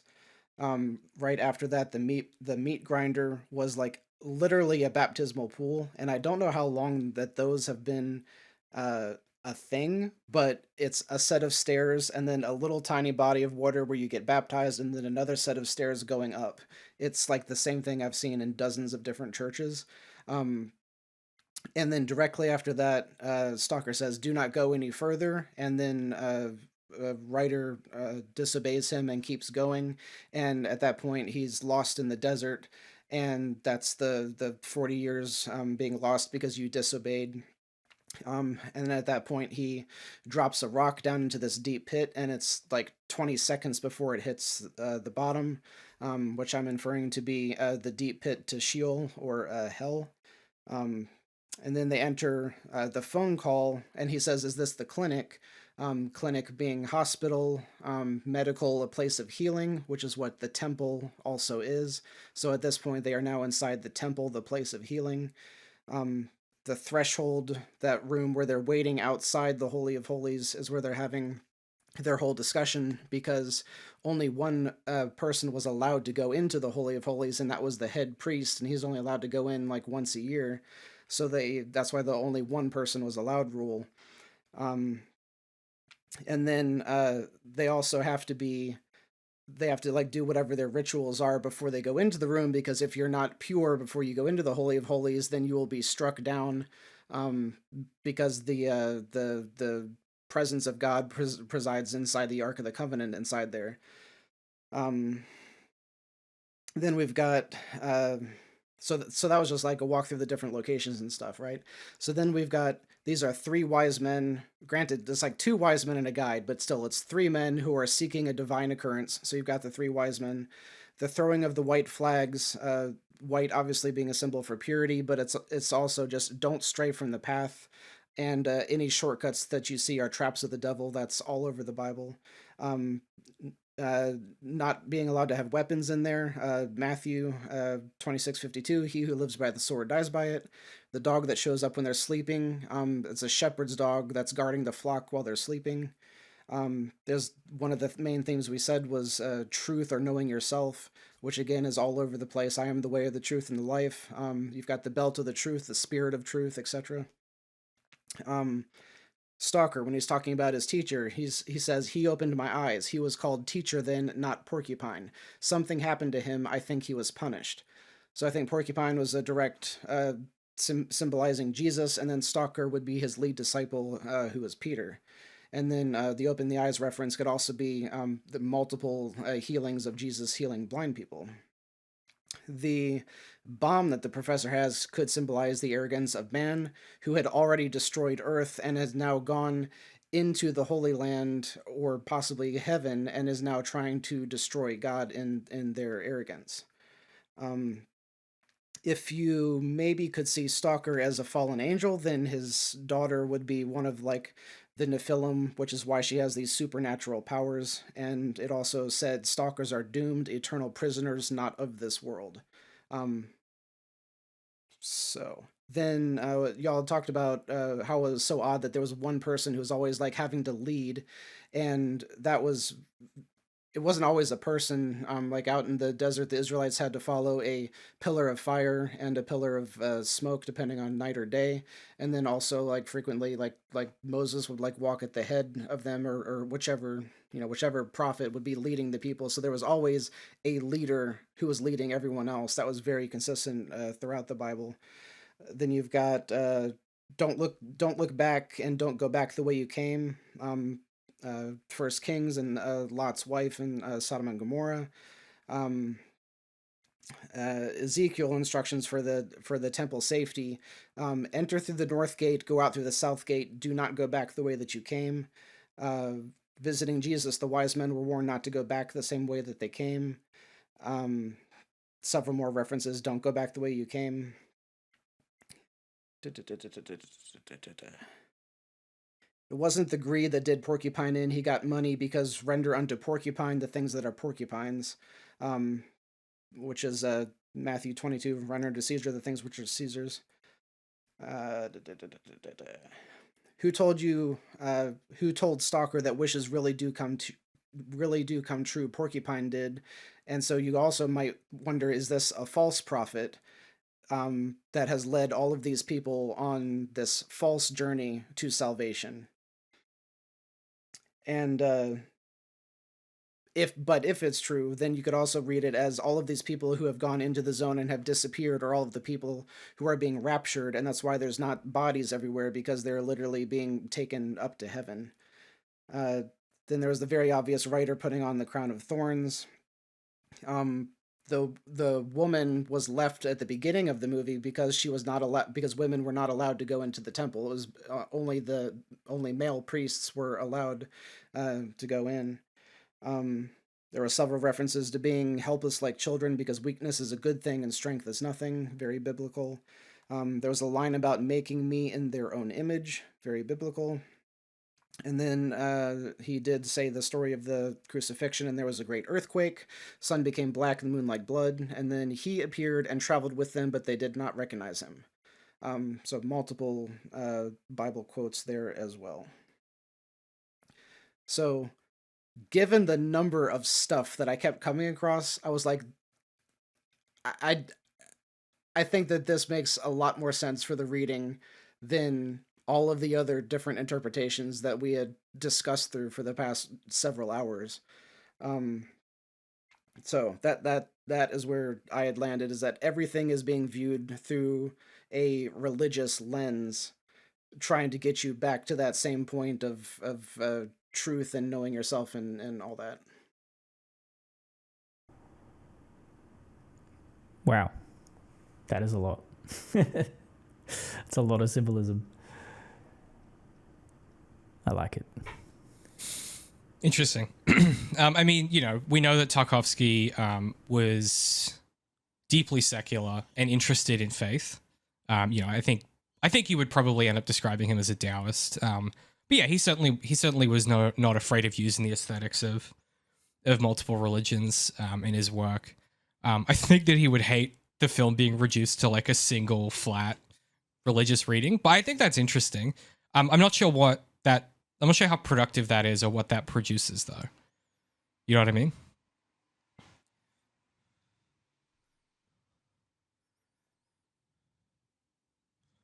Like as a reading, right? Like I don't know what. Yeah, like I'm not sure what to do with it, necessarily. Except to acknowledge that, yeah, I think that's like as with most most lenses, like I could see that being a valid reading. I guess I would say I don't necessarily think that a reading has to produce anything, because it's at least for me, a lot of the time it's just like I am seeing reality, you know? And if there's a better way, you know, if you're like, if you're able to pull out like his journal and be like, oh no, this meant this and this meant this and this meant this, and then I'm like, oh, okay, my version of reality is wrong because we have definitive proof. Um, but because I'm interpreting through this lens, I don't feel like that I don't have to do anything after that. Like it doesn't, like the interpretation doesn't have to produce anything, because this is just what it is. Does that make sense? Yes. I don't know how much I've drunk, so someone's got to help me out, because No, I don't know. That makes sense. Sorry, we've just been talking for so long. That makes sense. I just maybe we could pick this up later. Maybe that makes sense. I think. Let me say it a different way. That reading is a solution to understanding the film, which is what most readings are. So I guess the reason I was asking is like, what does that produce? Is usually you would then go, okay, and this reading means this to me, or it says this about the world, or it does, or it, you know, like, yeah, I don't know. Yeah, but I don't think that filmmakers. I don't know that that's something that a lot of filmmakers do. I mean, you could force that into any story where you're like, this must tell me something, but there's a whole lot of films that are just, they like this aesthetic, so they did this, you know, and that's what this, you know, like, obviously I've spent a decent amount of time thinking about it. I'm like, I don't think that these religious themes necessarily like give me any deeper understanding of the story or led to anything different than the themes that you guys were talking about. You know, I think that it was just like a framing device, like no different than the choice of lens that they used on the camera. That this was the lens that they used to get to the end of the film, but it doesn't produce anything necessarily different than if there weren't any religious themes at all. It was just a different type of lens. I always think how it's interesting that, you know, Christian like symbolism and, you know, like parallels to biblical stories and stuff like that. They're like, you know, you see it a lot in films. And it's always a question of like, oh, like, are all these like symbols in here to to symbolize, you know, Christian themes and cohere and create some big nebulous idea, or is it that, you know, they happen to parallel biblical stories because biblical stories are of, you know, like Joseph Campbell's like archetypes and stuff like that, and like some sort of like there's some sort of truth or substrata about these stories and archetypes that like just seem to always, you know, make their way into art and stuff like that. Or they've just been around for so long that they're integrated into everything to some extent at this point. So I might be able to find these same parallels in any other movie that I look at, just because it's kind of so common. Yeah, that's not to say that like it isn't explicitly like biblical symbolism and stuff. I think it absolutely is. Like, you know, all the things you point out, JM, I think they probably are, like they're in Tarkovsky's mind. But yeah, like similarly, like I failed to like see what it would cohere into, like you know, into a big message. And to your point, JM, I don't think it necessarily is trying to or has to. But yeah, I didn't. Yeah, David might be able to answer this, but the only reading that I had that did tie everything together was that the entire movie was an allegory for, assuming that this was like, you know, old time Russia, that it was them trying to portray how hard it was for Christian missionaries to get into this particular country, because that ties everything together. It's them trying to sneak into this place to find the thing. I have to emphasize that, like, he does not think that, like, I don't want to speak on behalf of Tarkovsky, right? But, like, I would put good money on him thinking Christianity is a bad thing. His big focus is love and faith in a secular sense. And he kind of views the kind of modern world as, like, this moral vacuum. And that the all of these things are like the core of like love and faith as these pure things have been institutionalized by both the state and by institutions like the church. Not to say that he wouldn't be using that history to inform and produce these images. And to Pat's point, not to say that like he's not using those symbols and deploying them.